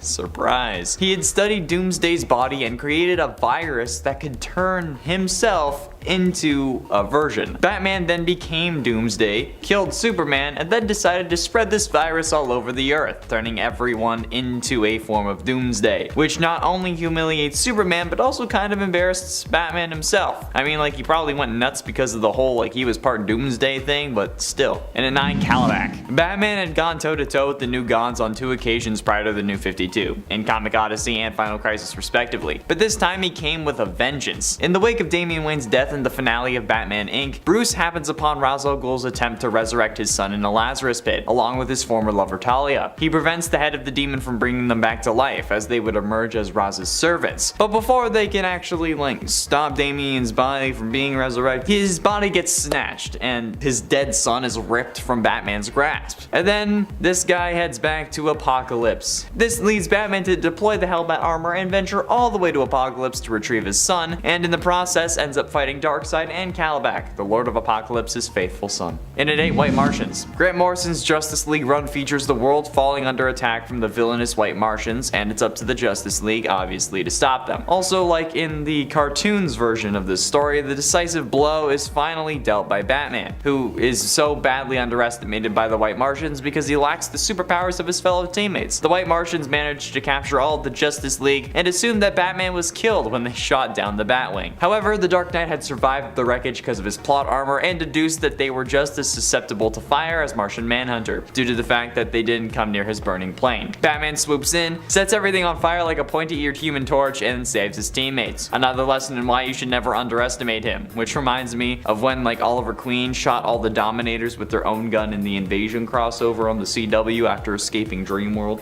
which is still one of my favorite Arrow episodes. And in 7th Cersei, Amazon's attack was a short crossover that released in the build-up to Final Crisis. The comic saw Cersei manipulate the Amazons into invading the United States, believing that Wonder Woman had been detained by the Department of Metahuman Affairs, which wouldn't really make sense given that she's an Amazon and not a metahuman, but anyway. The Justice League was sent in response, or chose to go on their own at least, and wouldn't you guess it, Batman is right in the front lines. The Amazon attacks crossover, sees the Sorceress underestimate Batman, and suffer embarrassment as a result. Batman enlists the help of Zatanna to defeat Cersei, and the League's preeminent magician casts a spell on the Wonder Woman adversary that renders her powerless for a short period of time, allowing for the Dark Knight to get the drop on her and lay the groundwork for Wonder Woman to swoop in and deliver the final blow. In its 6th, Deathstroke. When it comes to comics, Batman and Deathstroke have faced off with each other on many occasions, with no definitive results going one way or the other. One of the most recent battles in the aptly titled Batman vs. Deathstroke comic saw the two fight into a stalemate. It's a fitting conclusion with a duel between the world's greatest detective and the world's deadliest assassin. Bats and Deathstroke then fought each other on top of a cable car dangling over Gotham Harbor. And just as when it seems as though Slade has gotten the upper hand, the Caped Crusader is able to ensnare him with his grapple gun and save the hostage position nearby, at least in the short-lived Beware the Batman animated series, which was released for one season in 2013. Deathstroke may be one of the deadliest figures in the DC universe, but that didn't stop Batman from giving this Terminator reject his just desserts. Number 5, J'accuse. Blade is one of the newest members of the Avengers main roster, and being new, it seems that he doesn't quite understand how best to deal with other Avengers members, like former and founding Avenger member the Hulk. While Hulk is on a rampage, the Avengers attempt to intercede in Immortal Hulk issue 47, and Blade thinks he has it all figured out. He thinks that Hulk has actually been transformed into a vampire thanks to his new/old powers like being stronger at night and being able to return from the dead. Blade might know vampires, but that doesn't mean he's always right when it comes to his suspicions. Hulk's response to Blade's accusation? To ask him if he can turn into a bat, being that Blade is also part vampire. Blade responds with no, and Hulk tells him it's a good time to learn as he tosses him up high and away. He's like, hey, can you do that? You can't? Great. Bye.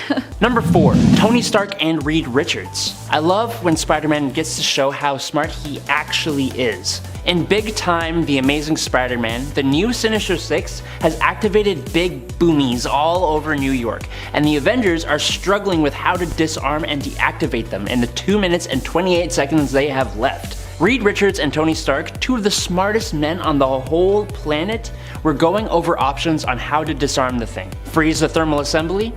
Nope. Use a sliver of vibranium?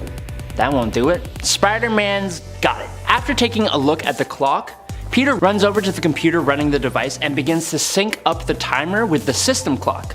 Now, why the heck would he do that? Well, you see, it was the first Sunday in November, which means daylight savings time. Which means Peter just bought them an extra hour to get rid of the devices. Nice move, kid. Number 3, Spider-Man. Spider-Man and Iron Man here have a bit of an interesting relationship. In the MCU, it's very father-son, but in the comics, and specifically in the Civil War event, while Tony takes Peter under his wing and even gives him some great upgrades, actually manipulates the Spider-Lad quite a little bit. Spider-Man switches to Captain America's side, and in Iron Man Volume 4, number 14, Spider-Man, alongside a few other heroes, launch a surprise attack on Tony. While Spider-Man has beaten Tony before, specifically when Tony threatened Mary Jane and Aunt May, the use of the spider armor gave Tony a ton of information about Parker's spider sense. Not just being able to replicate it for himself, but he got the information to use Peter's against him, which he does while making a nice little baseball themed strike 1, 2, and 3, fitting as they are fighting at Yankee Stadium. Number 2,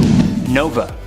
Look, comics back in the day weren't always written the best, okay? In Nova number 12, Richard Rider is trying to find the criminal who de-lifed his uncle, Ralph Rider, and he flies past Spider-Man doing battle with the criminal. Now, Nova has seen Spider-Man in the papers with wanted signs and articles saying that he's a crook. And if he's here, then Nova has gotta at least make sure he had nothing to do with Richard's uncle, right? Look, he was distraught, okay? This little scuffle doesn't really go Nova's way though. After he lands a kind of cheap shot on Spider-Man, he catches some webs to the visor, then a fist, and after he lifts Spidey into the air, he catches a nice pair of Spidey boots to the dome as well. And as with most embarrassing fights, Spidey is giving him an earful about the error of his ways in the most hilarious way possible. Number 1, the Avengers. This isn't so embarrassing in the direct sense. You see, when all the Avengers and the Fantastic Four were off in a pocket universe fighting the villain Onslaught, New York lost its main defenders. Spider-Man, by himself, stepped into the role of the Avengers. One guy filled the role of a whole team, defending New York from all supercrime, and keeping the people of New York in remembrance of the seemingly gone superheroes. You know what? It's just what Spider-Man would do. He would step up when things looked their bleakest and take the heavy weight of being solely responsible for defending the world. Now, yes, this was the clone of Peter Parker, Ben Reilly, but he holds the same morals and powers. And the man took on an invasion of Sentinels, so yeah, he is taking this one. There were other non-active Avengers on the Earth still, and while they were considering coming back as a team, Spider-Man just did it. Way to go, Tiger. Number 10, Hulk. We all know of the famous Hulkbuster suit. But would it just blow your minds if I told you that Iron Man has defeated the Hulk without it? Yes, that's right. In Iron Man issue 132, our Golden Avenger faced off mano a mano against the strongest Green Avenger. And when I tell you this was one hell of a fight, I ain't lying. After an attempt at helping Bruce Banner results in the Hulk persona emerging, resulting in Tony donning the suit and protecting his employees, the fight goes from Stark Industries to underwater to an Air Force base where the two basically play baseball with a luggage carrier and Tony's favorite jet. The resulting explosion stunned the Hulk, and in that moment, Tony mustered every bit of solar and reserve energy he could, overriding the safety protocols of his suit to hit the stunned Hulk with a singular massive punch that knocked out Hulk and killed that suit of armor. Number 9, Sentry/The Void. This is one of those do whatever the hell I can to defeat you kind of moments. In the Marvel Siege storyline, Bob Reynolds, the Sentry, one of Marvel's Superman characters, has joined with Norman Osborn and his Dark Avengers, being somewhat taken over by the Void. In the end of the story, the Sentry, using the power of the Void, was directed by Osborn to take out the floating city of Asgard, which he did, sending it crashing to the ground. And then he de-lifed Loki. The other Avengers and Thor have not been able to defeat Sentry/Void yet, so as one last ditch attempt, Iron Man uses a whole Hammer helicarrier as a missile and crashes the whole thing down on top of him. This weakens the Void enough that Thor can end him with a blow from Mjolnir, but damn, Tony really just had enough of this guy. Number 8, Hawkeye. Surprise! Hawkeye does not stand a chance against Iron Man, but he did actually put up a pretty good fight the first 2 times they fought. Both times were in Tales of Suspense in issue 57 and 60. Hawkeye's first appearances before he was actually a hero, when he was instead a criminal. Natasha Romanoff, who is also a criminal at the time, tricks Clint into helping her steal Tony's powerful tech. It doesn't go too well for them though. At the end of the first fight in issue 57, Tony gets Clint clinging onto a pole, which he then bends and flicks like one of those little door stopper things, thwanging little Robin Hood here into the water and then saving the unconscious Clint from drowning. Doth mother know you have not liked or subscribed? Well, that's okay if you don't want to, but it would be appreciated. Okay, let's move on. Number 7. Is Hulk really the strongest there is? Yes. Yes, he still is, I think. He is the strongest there is. But he's not always the smartest, as is proven here in this fight against Wolverine from Incredible Hulk issue 340. Now it should be noted that in this fight, Wolverine is actually taking on the Grey Hulk, which isn't known for being one of the strongest personas or versions of the Hulk. But still, the impressive part here isn't so much even Wolverine's skill and strength as a fighter, although you're likely to be impressed by that somewhat still if you're so inclined, but the smarts and character development we see Wolverine display here. Wolverine accidentally picks a fight with Hulk by insulting him, unintentionally. Hulk responds by attempting to attack Wolverine, who manages to get the first slash and kind of dodge in successfully, but then decides to take the higher road and actually chooses to apologize to the Hulk, not wanting to fight him and attempting to fight against his own internal animalistic desire and instincts to do so. When Hulk refuses to let him go and says, "I've gotten smarter and you've gotten gutless," Wolverine replied with, "Knowing when to fight and when to walk away is more smarts than you'll ever have." Yeah, I like that. Such a good Wolverine line to Hulk. Like, I'm just like, whoo! Ouch, you're gonna need some ice for that burn, Hulk. Number 6. Cable and Bishop both get bested. I can't even believe that this happened. Cable is considered an Omega level mutant, and yet Wolverine was still able to take him down. And for reference, Wolverine is considered beta level when it comes to his abilities and his control over them more specifically. At least I think he's still considered beta level. He's definitely not Omega level, I'll tell you that much. Granted, Wolverine did have some help here from Bishop and does at least choose to spare Cable during their fight as part of the Executioner song story. You see, he thinks that Cable is actually the one they're looking for, but really it's his evil twin Strife. Wolverine isn't quite ready to kill him dead though, not knowing about Strife, but he does have a small amount of doubt that stays in his head. So he's like, I'm just gonna hold off, because even though I think it's you, we don't know for sure. You're making me doubt it. Then when Bishop attempts to finish the job, because he's like, no way, we just hunted this guy down, we fought him, that's it, Wolverine in turn shows up Bishop by slicing his gun to pieces so that he can't actually kill Cable with it, telling him to cool off before getting another gun off the rack and getting back to sorting out this whole mess with Cable's currently very suspicious appearance and self. Even though, like we said, it's Strife, but we didn't know that yet. Or well, Wolverine didn't know that yet, at least. Number 5. J'accuse. Blade is one of the newest members of the Avengers main roster, and being new, it seems that he doesn't quite understand how best to deal with other Avengers members, like former and founding Avenger member the Hulk. While Hulk is on a rampage, the Avengers attempt to intercede in Immortal Hulk issue 47, and Blade thinks he has it all figured out. He thinks that Hulk has actually been transformed into a vampire thanks to his new/old powers like being stronger at night and being able to return from the dead. Blade might know vampires, but that doesn't mean he's always right when it comes to his suspicions. Hulk's response to Blade's accusation? To ask him if he can turn into a bat, being that Blade is also part vampire. Blade responds with no, and Hulk tells him it's a good time to learn as he tosses him up high and away. He's like, hey, can you do that? You can't? Great. Bye. Number 4. Hot tubbing. While some people might focus on when Hulk beat Thor in Thor Ragnarok in the MCU when it comes to embarrassing moments, I think there is one that tops that. After the fight, Thor is taken to Hulk's private quarters, where his wounds are tended to. When he awakes with a start, he notices Hulk is also there in what appears to be a hot tub? Hulk hot tub. Thor asks Hulk about how he ended up here, and when he finds out that he crash landed on Sakaar via a Quinjet, asks him where the Quinjet is. Hulk responds by getting up out of the tub and crossing the room to where the window is to show Thor the current location of the Quinjet now. This is when Thor learns that Hulk was, naked in that hot tub, which prompts him to seemingly avert his eyes and remark on how that image is now permanently burned into his mind. Yeah, he looks pretty uncomfortable and pretty embarrassed.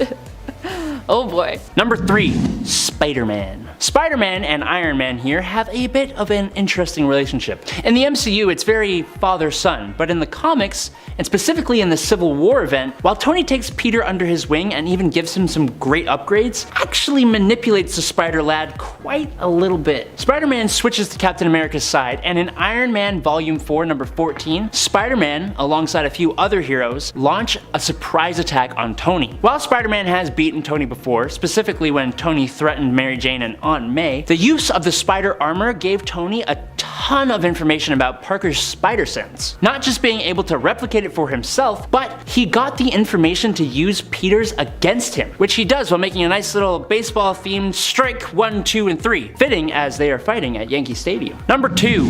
Daredevil. You know what? I really liked Superior Iron Man. The story was cool, and Tony was, well, he was kind of an almost villain, honestly. Specifically, there were 2 times with Daredevil that showcased this really well. After Tony got the whole population of San Francisco addicted to a social media platform, and then began charging them subscription fees for it, trust me, it's a lot more sinister than I'm making it sound, Daredevil goes to Tony's base on Alcatraz Island to confront him, and shut him down. Obviously, that wasn't going to go the way he wanted it to.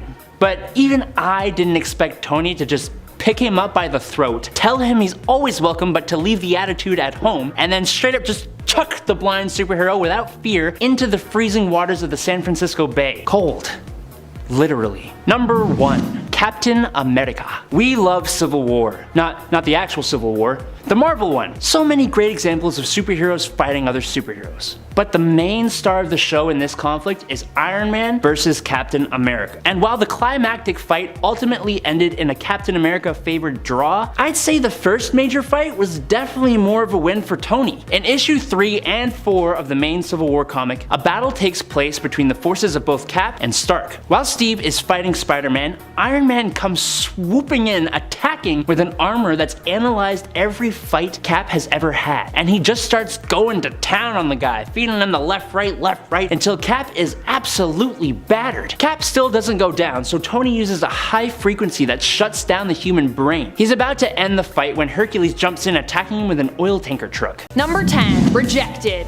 Kind of. This one comes from JLA issue number 90 from the 1997 series. Here, Wonder Woman and Batman eventually share a kiss, which prompts Diana to look inside herself and see how she really feels about Bruce and the potential for a relationship with him. After looking deep within her subconscious by using the trans-consciousness articulator, try saying that 5 times fast, Diana decides it would be best if she and Bruce didn't actually end up together. She tells him as much, just as he seems to be ready to say the same. Although he also makes quite the face when she asks him if he felt being with her was worth risking all they already had as friends. And while Bruce seems to say that he agrees with Diana wholeheartedly, his face and the parentheses in his speech bubble seem to imply otherwise to me. All in all, I think both of these two ended up a little bit embarrassed by the whole ordeal, so it's a bit of a two-way street with this one. Batman's embarrassed, Diana's a little embarrassed. Number 9. Exposed a critical weakness. This one comes to us from one of the short stories included in the Wonder Woman 80th Anniversary 100-page Super Spectacular. The story is titled Dreamers, and it features a younger Diana who ends up, even as a kid, exposing a critical weakness in the Amazon's defenses for Doom's doorway. She ends up sneaking into the area with the help of Theo the shark, so great, hoping to get a better understanding of secrets and responsibilities she'll inherit when she becomes queen. By the way, in case you forgot, Diana can communicate with animals in marine life. She can talk to Theo. She's basically like a more bad Disney princess. Successfully sneaking into the area, Diana comes across Nubia, who is tasked with guarding the doorway, and reprimands Diana for sneaking in. Though she also seems a little bit impressed that Diana, being so young, was able to poke holes in the defenses of her much older and experienced sisters. Fortunately, Nubia's like, don't worry, I won't tell your mom, but I will have to tell her that hey, there's a hole here. We need to fix that. We need to tell these sharks to keep their mouths shut. Number 8. Defeat 'em to beat 'em. You know how we've mentioned the time that Batman incapacitated inadvertently the whole Justice League thanks to his contingency plans being stolen and then used by Ra's al Ghul? Well, he isn't the only one to defeat the Justice League. In fact, Wonder Woman defeated the Justice League without the interference or influence of anyone else. She did it single-handedly, and instead of it being a betrayal, it was actually to try and protect the League. However, the realization that Wonder Woman could take them all out so easily was likely pretty embarrassing when they came to afterwards. This all happened in League of One, where Diana defeated the League in order to protect them against a prophecy. You see, they had to go up against a dragon, but it was supposed to be the League's fate to both succeed in defeating the dragon, but also die in the process of winning that battle. To spare the rest of her friends and teammates, Diana beat them so that she could face the dragon alone and hopefully be the only one to both defeat it and possibly die in the process. And friends, before we move on to this next spot, if you are loving this list and you want to show us some love in some other places here on the internet, head on over to our Facebook page, click that like, click that follow, and it really does help us out here at the channel, so thanks for doing that. Number 7. Green Arrow. Green Arrow and Batman have had a few scuffles before, and on the last list, we learned he isn't even considered a threat by Batman, really. Things kinda get taken to another level though, in Superman Batman issue 14 in 2005, Pretenders to the Throne. Batman and Superman have become villains and rule over the country. Batman brings Superman to Green Arrow as a sick, twisted birthday present so they can pummel him together. Green Lantern actually gets Supes with a kryptonite arrow, which seems to only make Batman more angry, and after a hit with the bow, he completely lays into Green Arrow. That is, until Superman completely disintegrates him with his heat vision. Yikes. You know, maybe this is more sadistic than embarrassing. Number 6. Spawn. In 1994, Spawn was a powerhouse of money making. Now take that character and stick him in a comic with arguably one of the most popular characters ever, Batman, and you've got an instant success. While it may have been over the top ridiculously violent, it's still an awesome comic. As we said before, any team up has to have a little scuffle between the two main heroes, and this was one hell of a scuffle. It was brutal and violent. While it may have ended in a draw, during the fight, Batman actually ended up stabbing Spawn in the face with a batarang. The scar from this attack made its way into mainline Spawn comics, while Batman walked away without as much as a scratch. Fight Batman, and he'll give you a scar even your fans have to remember. Number 5. Facial hair bros. Right smack dab in the middle of the video, sort of, not really, I want to do something completely different. Something finally not combat related. Yet a victory for Tony and an embarrassment for none other than Stephen Strange, the Sorcerer Supreme. In Invincible Iron Man number 3, Iron Man goes to Doctor Strange for help with a little problem he is having. As he's about to leave the Sanctum Sanctorum, he goes, "Thanks, Doctor," and stays there like this for 8 comic book panels, until Steven gives him a very, very reluctant high five as Tony yells, "Awesome, facial hair bros!" And Steven says, "I hate you." I'm sorry, I had to include this. Number 4.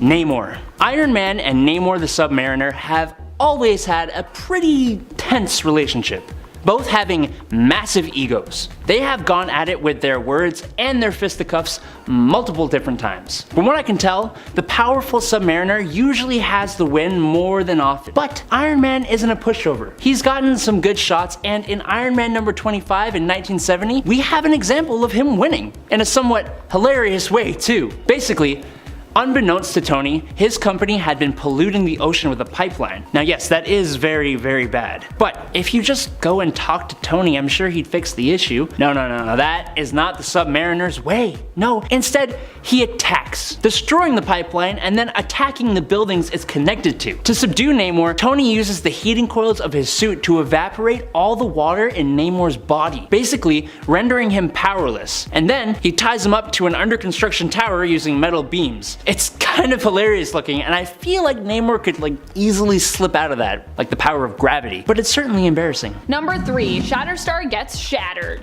That's right, Wolverine pretty much completely embarrassed and obliterated Shatterstar in the Executioner's Song story. While Shatterstar did seem to miraculously survive here, Wolverine gave him a fistful of claws, not only embarrassing Shatterstar, but also leaving Richter pretty distraught amidst the loss of his most dearest friend. Even back in the 90s, the feelings were pretty strong between Richter and Shatterstar, as is evident here and in many of the comics.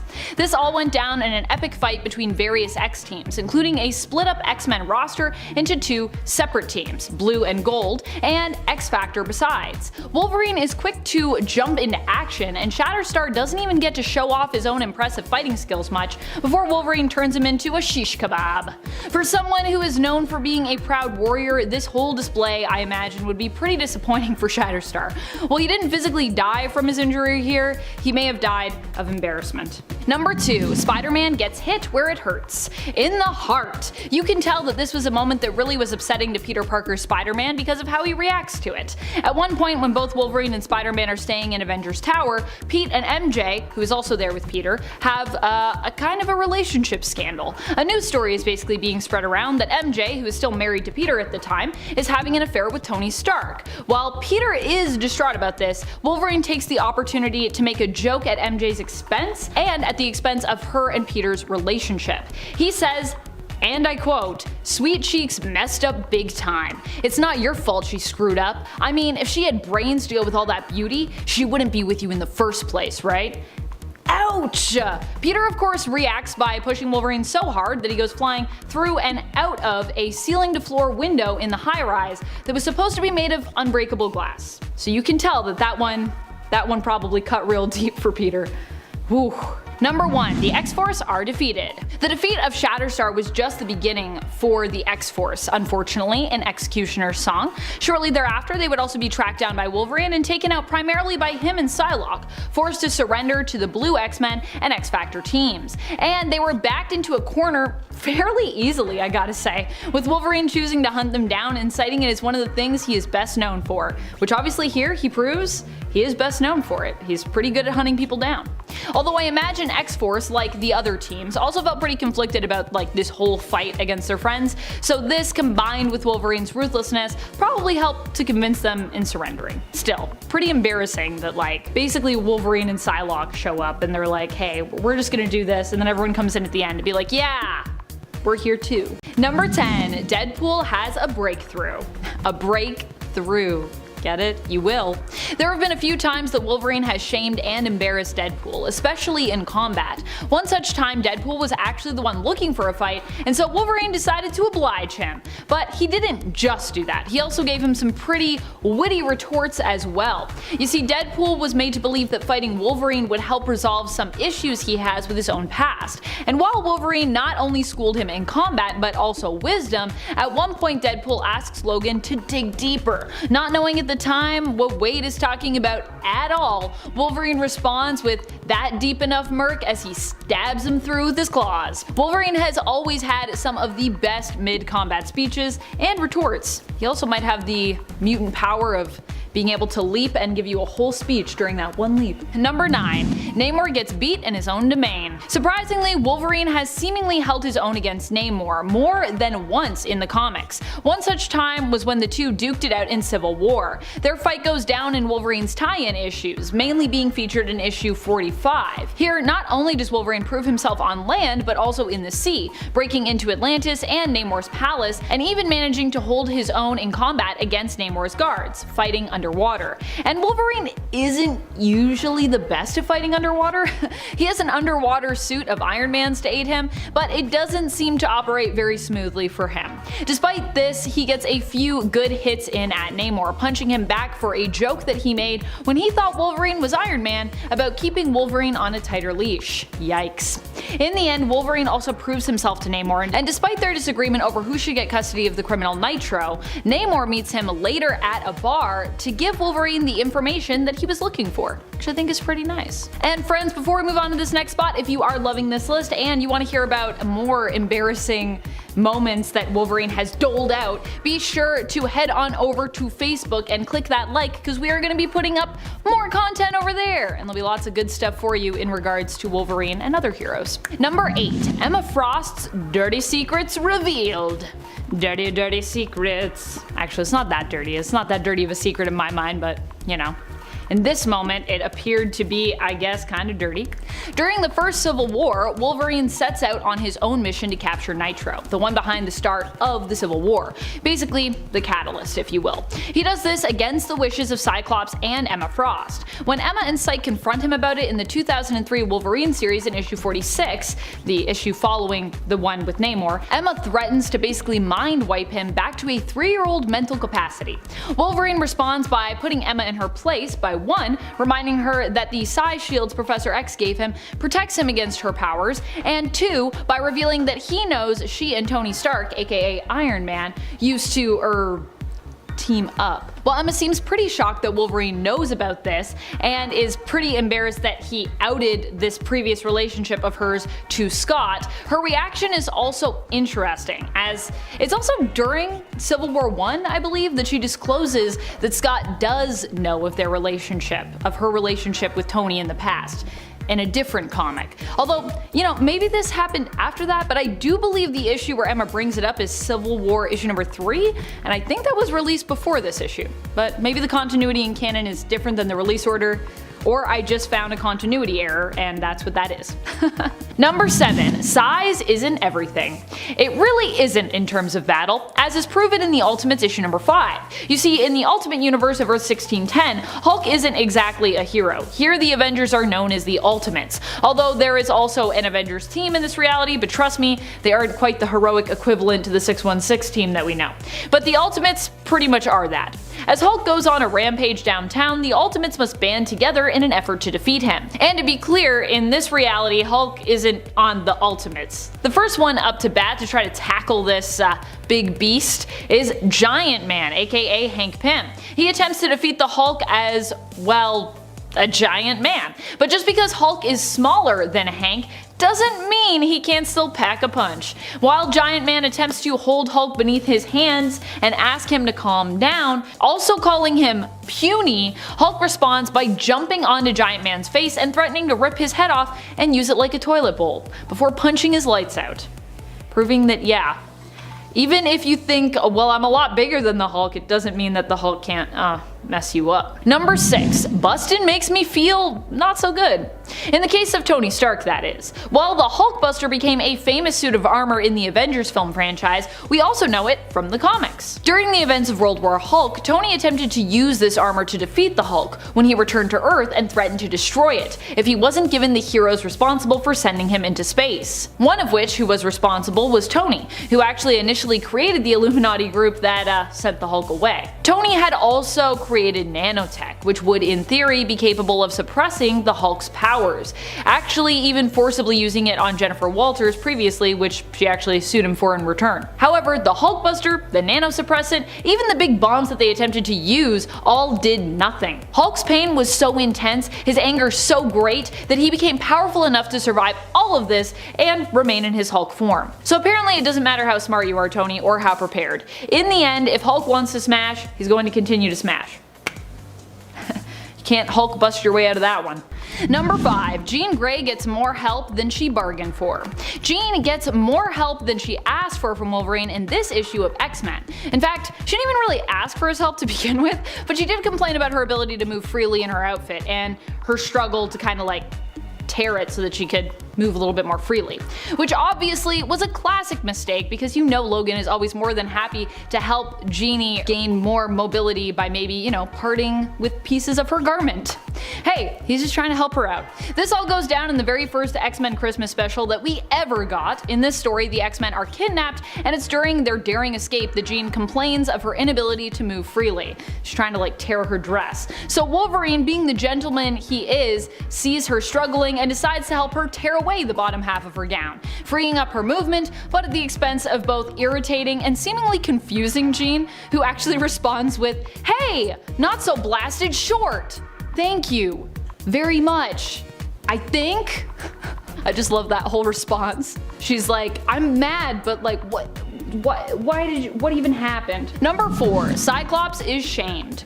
When Emma and Scott started seeing one another, Wolverine was pretty quick to embarrass them and shame them in front of the rest of the team. Mainly, he focused his ire on Scott, who he saw as betraying Jean's memory.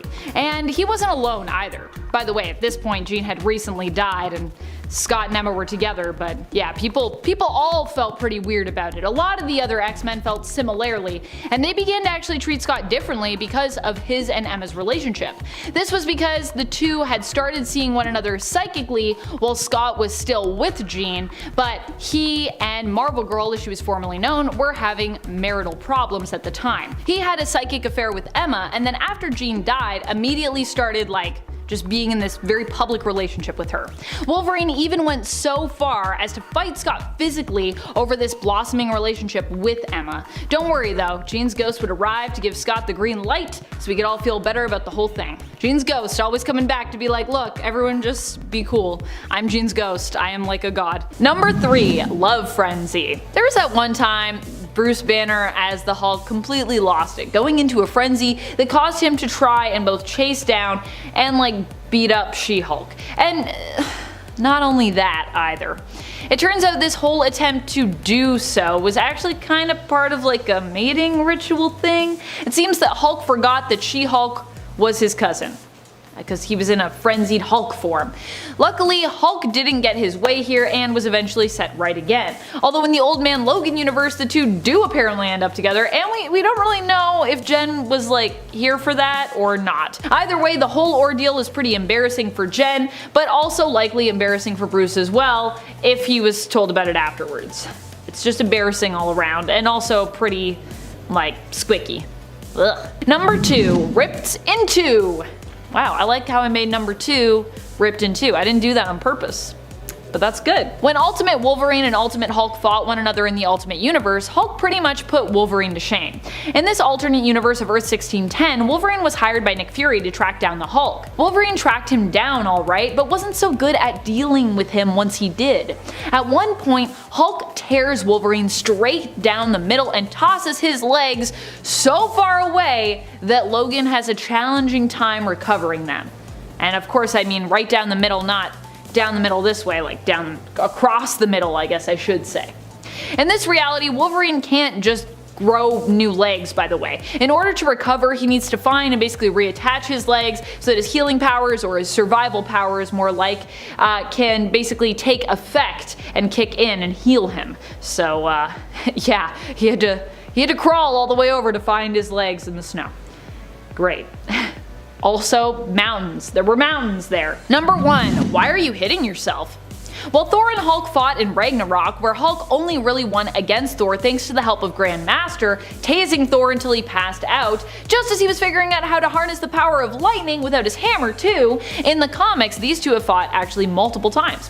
One such occasion involved a showdown where Hulk made fun of Thor for having long hair, mistaking him for a hairy lady and telling him that he should get a haircut. Thor, of course, did not take too kindly to these remarks about his long golden locks, which he quite loves, and fought back against Hulk with his hammer Mjolnir. However, Thor ended up surprised when Hulk refused to surrender, claiming he was the strongest there will ever be, before grabbing Thor's hammer arm and then making Thor basically hit himself with Mjolnir. Ouch. Hey Thor, why are you hitting yourself? Number 10, outsmarted. One of the most famous fights between the Hulk and the Thing also happens to be one of the first. This one goes down in Fantastic Four issue number 12, where the Fantastic Four are led to believe that the Hulk is the one behind a bunch of destruction, an attempt to get together to try and stop him. However, this does not end up working out very well. That's because the Hulk is not only the strongest there is, but he also manages to outsmart them almost completely. Hulk realizes that the FF have the advantage, since together they are very powerful, but if he can take them on one by one, then he stands a better chance at defeating them. That's right, it wasn't even his brute strength, but his strategy that allowed him to defeat the Fantastic Four this time around. Well, almost. The Thing seemingly defeats the Hulk with his piledriver punch, but in reality, his punch misses, and it was actually an energy ray that hit the Hulk and knocked him out. Fortunately though, this reveals to the FF that the Hulk was not behind all the destruction, and yeah, they can at least now go after the people that are actually responsible. Number 9, illuminate the truth. In the secondary short comic that is included in the World War Hulk prologue Worldbreaker, titled Round Trip, we get to see an alternate Hulk embarrass a group he refers to as the Illuminators, obviously the more cartoonish version of the Illuminati. This group ends up sending Hulk to space and another planet in a spaceship, ultimately because he stole Namor's sandwich. How does Hulk embarrass them? In a similar fashion to his plan in the reality of Earth 616, he ends up heading homeward after the group exiles him. Here, he doesn't necessarily seem to have the same trauma behind him as he does on 616, fueling his rage even more, but the Illuminators are still completely in a tizzy over the fact that the Hulk ship seems to be on a return course after they sent him away. Except Namor. Namor feels safe knowing that he lives deep in the ocean and that if the surface world gets all smashed up, he and his kingdom will probably still be good. And friends, before we move on to the next spot on this list, if you love our channel and you love our content, be sure to head on over to Facebook to show us that love and support by giving us a follow and a like. I think that's one of the things you do on Facebook. You like stuff. Hey. Number 8. To hear you scream.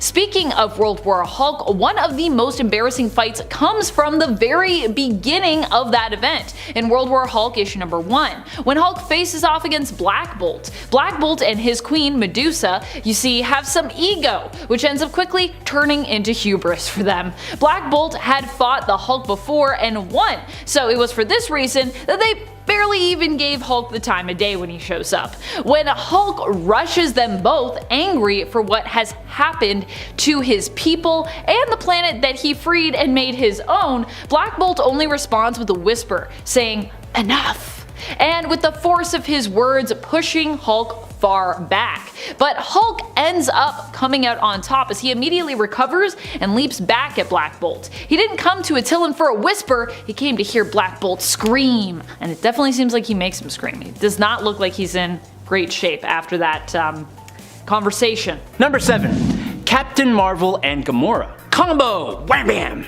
Actually, more like pew pew. Look, love it or hate it, the second Marvel Civil War event happened. I could get into what the conflict itself was actually about, but that doesn't really have anything to do with this point. The main thing you need to know is that, just like the first Civil War, the superhuman community is split, with Iron Man leading one side and Carol Danvers leading the other. At the time of this story, Iron Man was sporting his Model Prime armor, an armor that could basically shapeshift and change color for whatever it was he needed to do at the time, making the need for multiple armors a little redundant. During a conflict with Captain Marvel and her group, Tony was under attack from some pretty powerful heroes. Specifically, Captain Marvel and Gamora jumped in to do battle before they were dispatched from a single blast from Iron Man. Just one shot is all he needed. Damn. Number 6.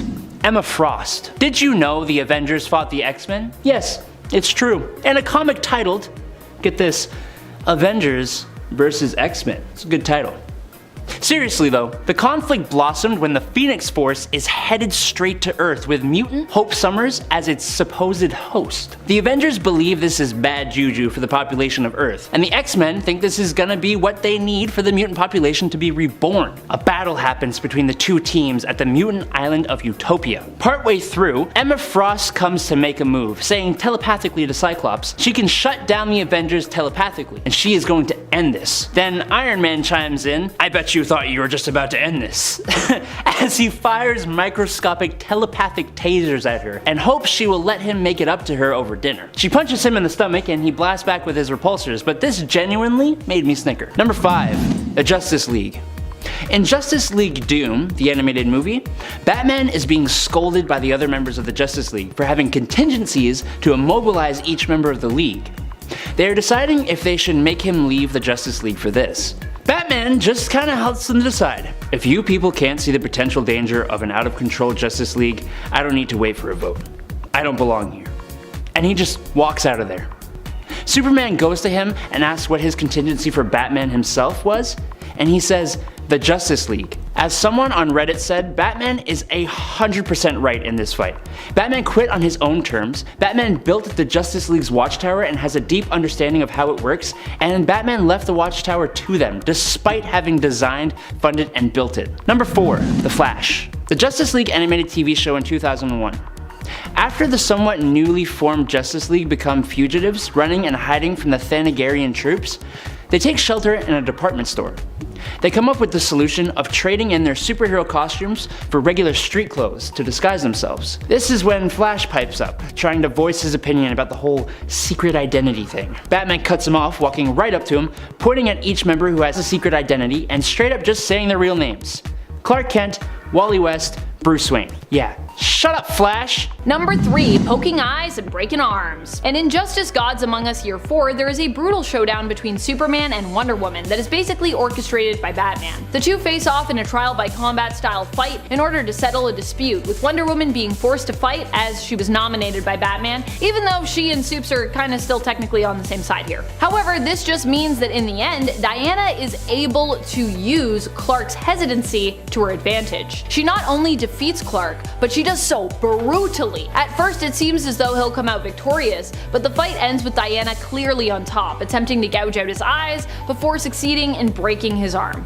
Youch. It's not easy to break a Kryptonian's arm, by the way. That is a lot. Number 2. Defeated by love? That's right, Wonder Woman actually defeated someone with basically just the power of love. Although I suppose I shouldn't say like just the power of love. After all, love is kinda Wonder Woman's biggest ideal, I'd say, and it also is extremely powerful if you know how to use it. Case in point, when Diana went up against a villainous Donna Troy.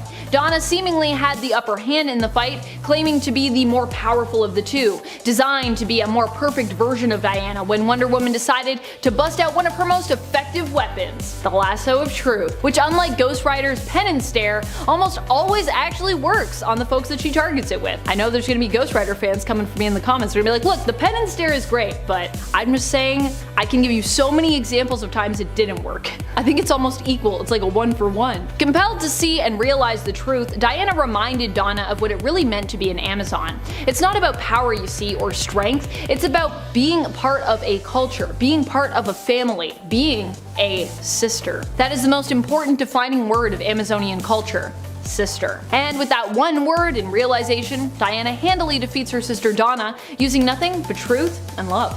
Number 1. The truth comes out. One of the most memed Power Girl and Wonder Woman moments comes from the 2007 The Brave and the Bold series in issue number 7. While many people have spun this series of panels with their own reason for why Kara is so shocked at her answer to Wonder Woman's question, changing up just what that answer is, the real dialogue sees Kara handing back Wonder Woman's lasso of truth and while passing it over to her, answering Diana's question of, where she's off to next.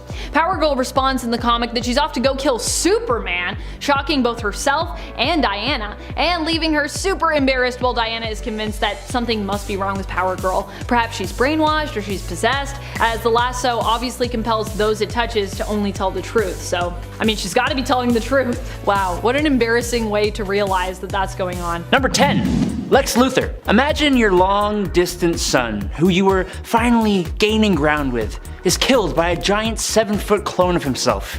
And then his psycho grandpa steals his body and puts it in a sarcophagus alongside a chaos crystal, which leads to the villains from Apocalypse coming and fighting you for it. Now, imagine your friends show up and start intervening, unintentionally blocking you from stopping the villains from stealing your son's body.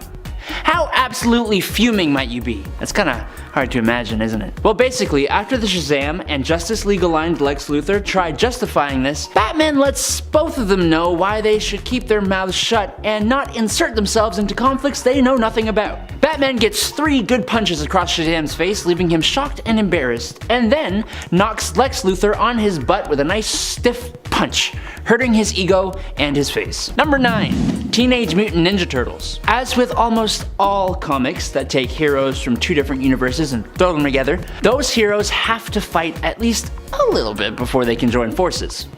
It's just tradition at this point. So, of course, in 2016, when we see Batman team up with the Teenage Mutant Ninja Turtles, a little scuffle has to take place.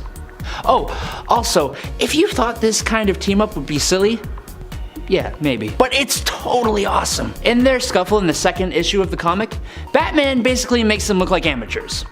They end up hitting each other, being stunned by the Batmobile, having their weapons taken and used against them. Michelangelo starts to get some kind of conversation going before Splinter shows up and splinters the fight. It is super cool, and so is this comic. Give it a read. Cowabunga, dude. Hey there, nerds. Did you know that every time you hit that like and subscribe button, my appreciation of you grows by 4? 4 what? I don't know. I just work here. Anyways, keep whacking those buttons for more spicy content. Number 8. Nightwing. I think Batman needs to kind of ease up on just punching people instead of talking. Sure, it gets stuff done.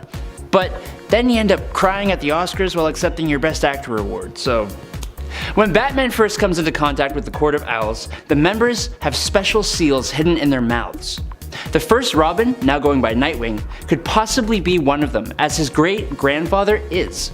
So, how does Batman figure out if his old partner, longtime friend, and member of the Bat family is still loyal?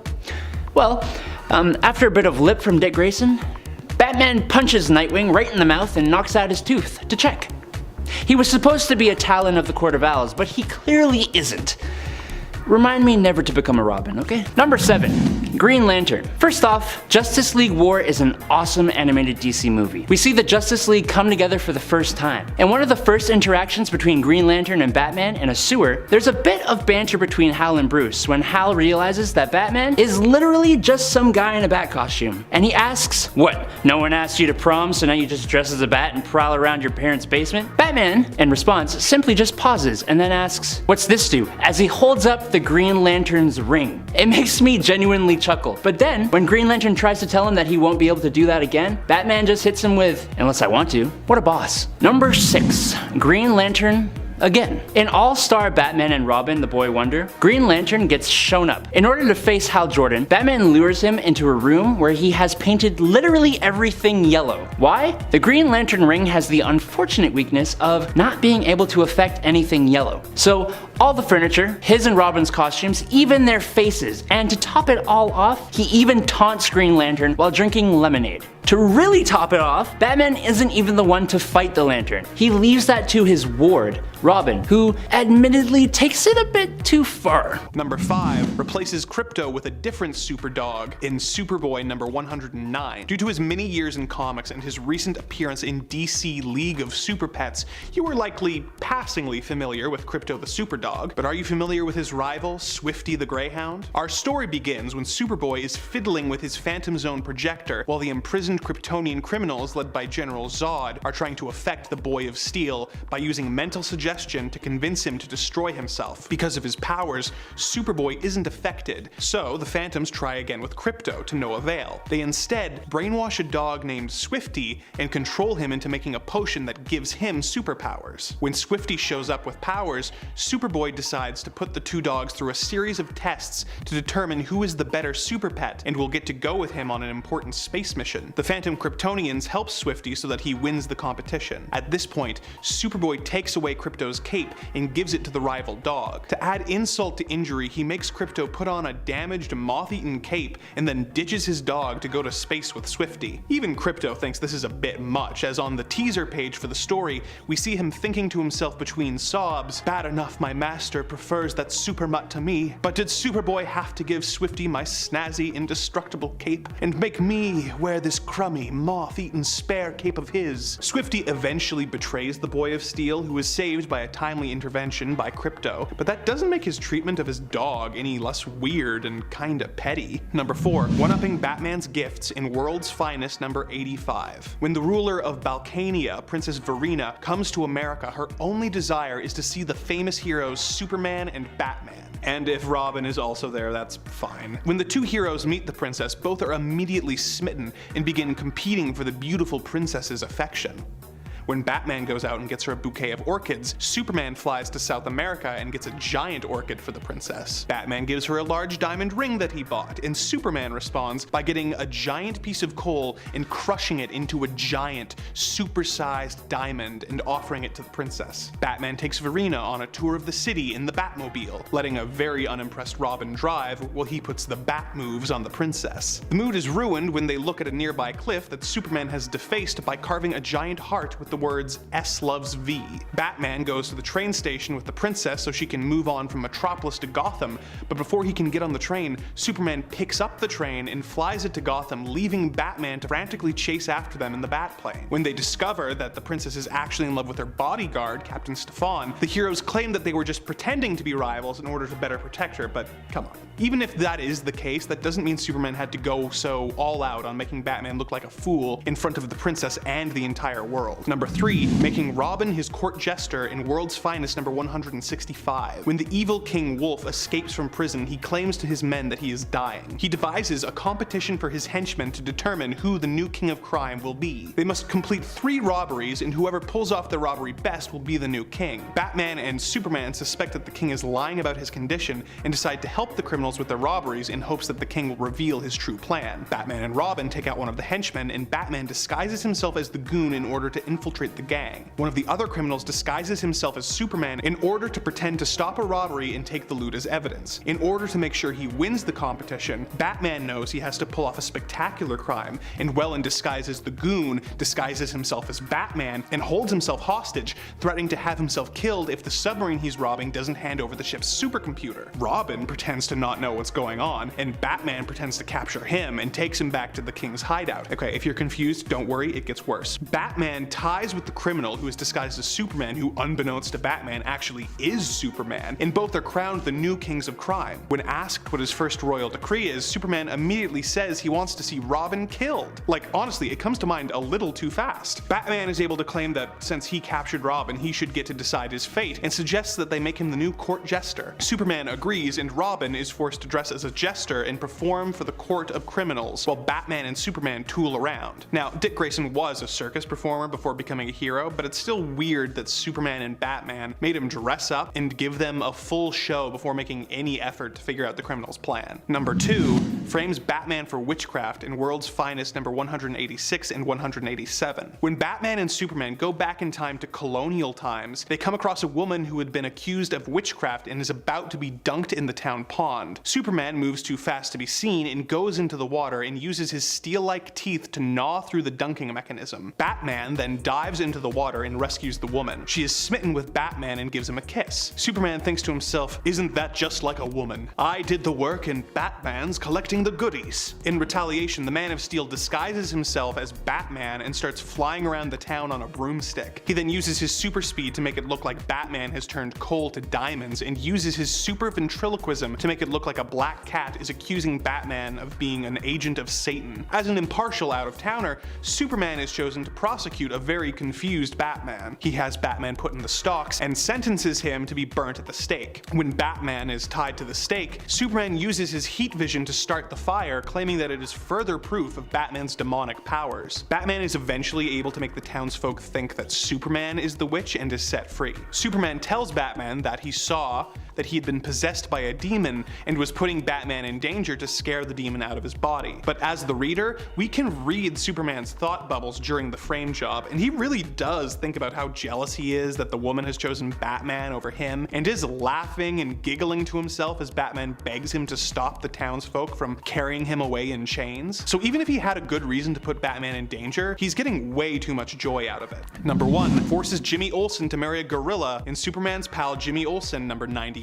For anyone claiming Jimmy Olsen doesn't count as a hero, I would remind you that Jimmy has saved Superman's life several times and has developed superpowers even more times, so I'm counting him. In Superman's Pal Jimmy Olsen number 98, Jimmy and Clark are on assignment in the African jungle where a blockbuster movie is being filmed. The film crew is using the local natives as extras, and in exchange are showing the natives a different jungle movie every night. The natives worship a sacred ape named Bruna, who comes into the camp and is enamored with the showing of King Kong. When Jimmy dresses up in a Tarzan costume and begins swinging from vines in an attempt to convince the director to give him a role in the movie, he gets trapped by an underwater pool of quicksand. He is rescued by Bruna, the sacred ape, who is immediately smitten with the young cub reporter. The ape tries to woo Jimmy, even bringing him a bouquet of bananas, but Jimmy runs away. The sacred ape goes on a rampage after losing her chosen mate, and Superman decides that the best thing for everyone would be if Jimmy just goes along with it until he can figure out a plan. He drops Jimmy off with the ape and brings them a fruit basket as an engagement gift.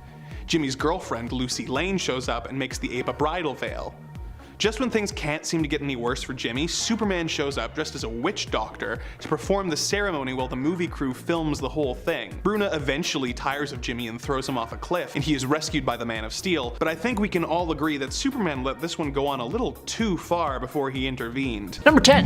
Cyborg. In Injustice Gods Among Us number 15, Cyborg, Wonder Woman, and Superman go to Arkham Asylum to move its prisoners to Superman's quote-unquote secure facility. Cyborg takes control of the asylum asylum security and begins opening cell doors for Flash to whisk away the prisoners inside. When he is about to open the Riddler's cell, Batman gives him a little warning not to, which Cyborg ignores. All it takes is one button on Batman's utility belt and Cyborg's systems go haywire. He falls to the ground, writhing in pain, until Nightwing steps in and presses the button again. It turns out that after Cyborg checks the date of the virus that caused this, Batman had uploaded the virus the very first day the two met, and he's had it the whole time. An easy little button press and he takes down an extremely advanced Cyborg. Number 9. Green Arrow. In the Deceased storyline, when an anti-life virus is spreading throughout the globe and infects Superman, Damian Wayne, the Batman at the time, gets access to Bruce's files around taking down the Justice League. The funniest and most embarrassing thing though is that when Green Arrow assumes there's a file with his name on it, Damian informs him that there isn't. Batman didn't have a single file for Green Arrow. He didn't even see Green Arrow as a real threat. Bruce is dishing out the embarrassments even beyond the grave. But Green Arrow could be a planetary threat if he wanted to. Wait a minute,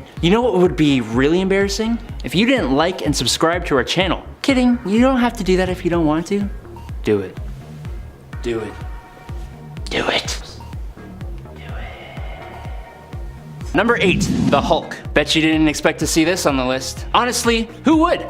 I know who. Anyone who knows that Batman is Batman, that's who. In 1981's DC Special Series number 27, Batman comes upon the rampaging Green Rage monster. The Joker had tricked Hulk into believing Batman was an enemy. The Hulk ended up getting the Dark Knight in a bear hug, where he almost broke the Bat's back. Batman busts out of it and uses a knockout gas. But Hulk ain't that dumb, and he just holds his breath. Until Batman kicks him straight in the stomach, winding the Green Giant and causing him to breathe in. Yeah, it's probably unrealistic as hell, but it's a man that fights criminals in a bat suit fighting a guy that turns into a giant green monster because of gamma rays from a bomb. So tell me how that's realistic. Number 7. Cheaters never prosper. This was like a whole thing where I feel like everyone was kind of embarrassed. Like pretty much everyone involved I feel like was embarrassed in this one. I know I was embarrassed watching this happen. Oof.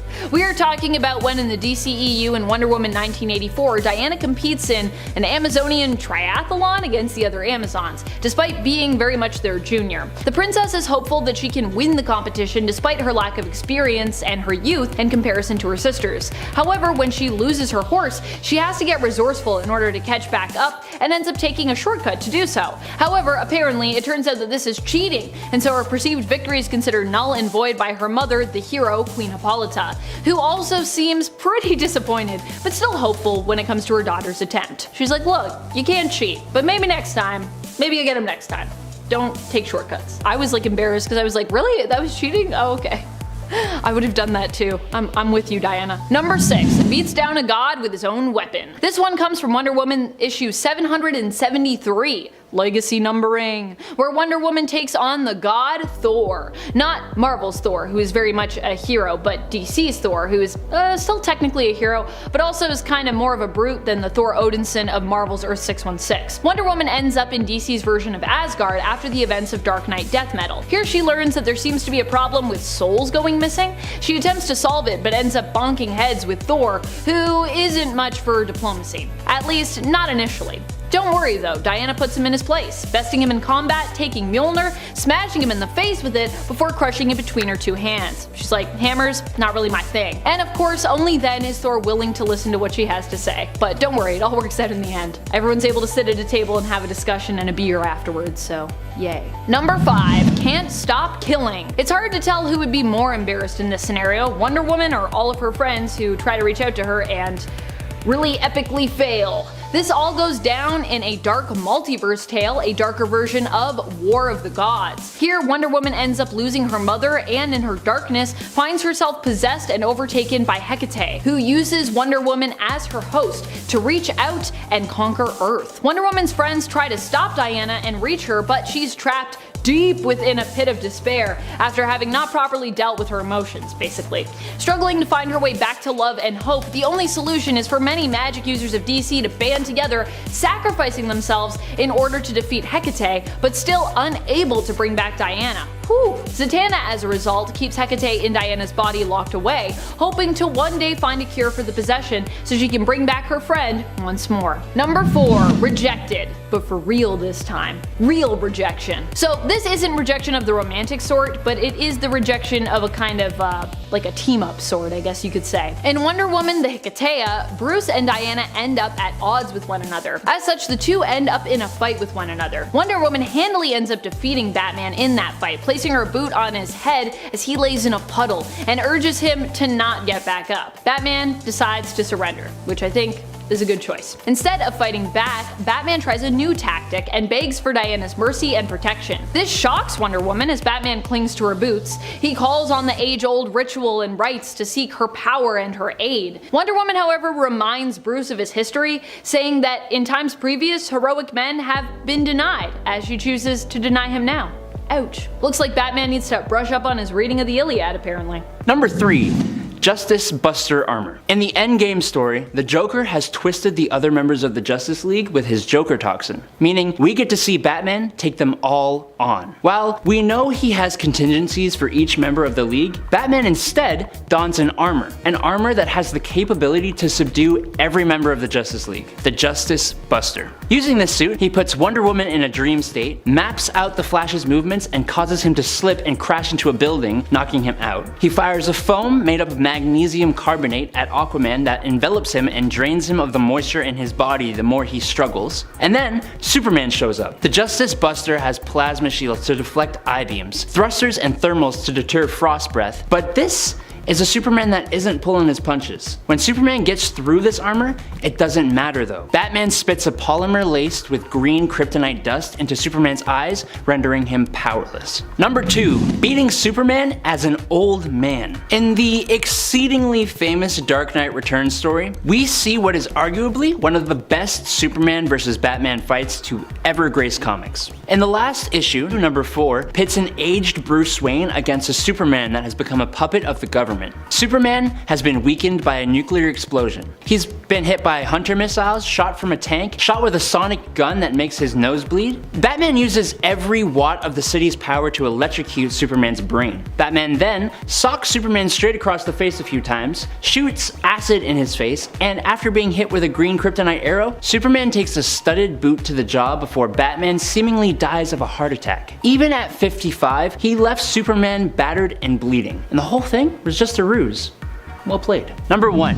He put all the other heroes to shame. Of all the insanely powered heroes in the DC universe, Batman is the last person you or I think could pose a threat to Darkseid. So it's kind of embarrassing for every other hero that has lost to Darkseid when in the final Crisis event, Bruce Wayne simply shoots Darkseid with a radion bullet, killing him, just like that. Yeah, he had the element of surprise because not a single soul thought he could pull off anything like that. Not even Superman could defeat Darkseid here. What makes it better is that it's not the only time he has beaten the God of Death. That's why you don't underestimate Batman, y'all.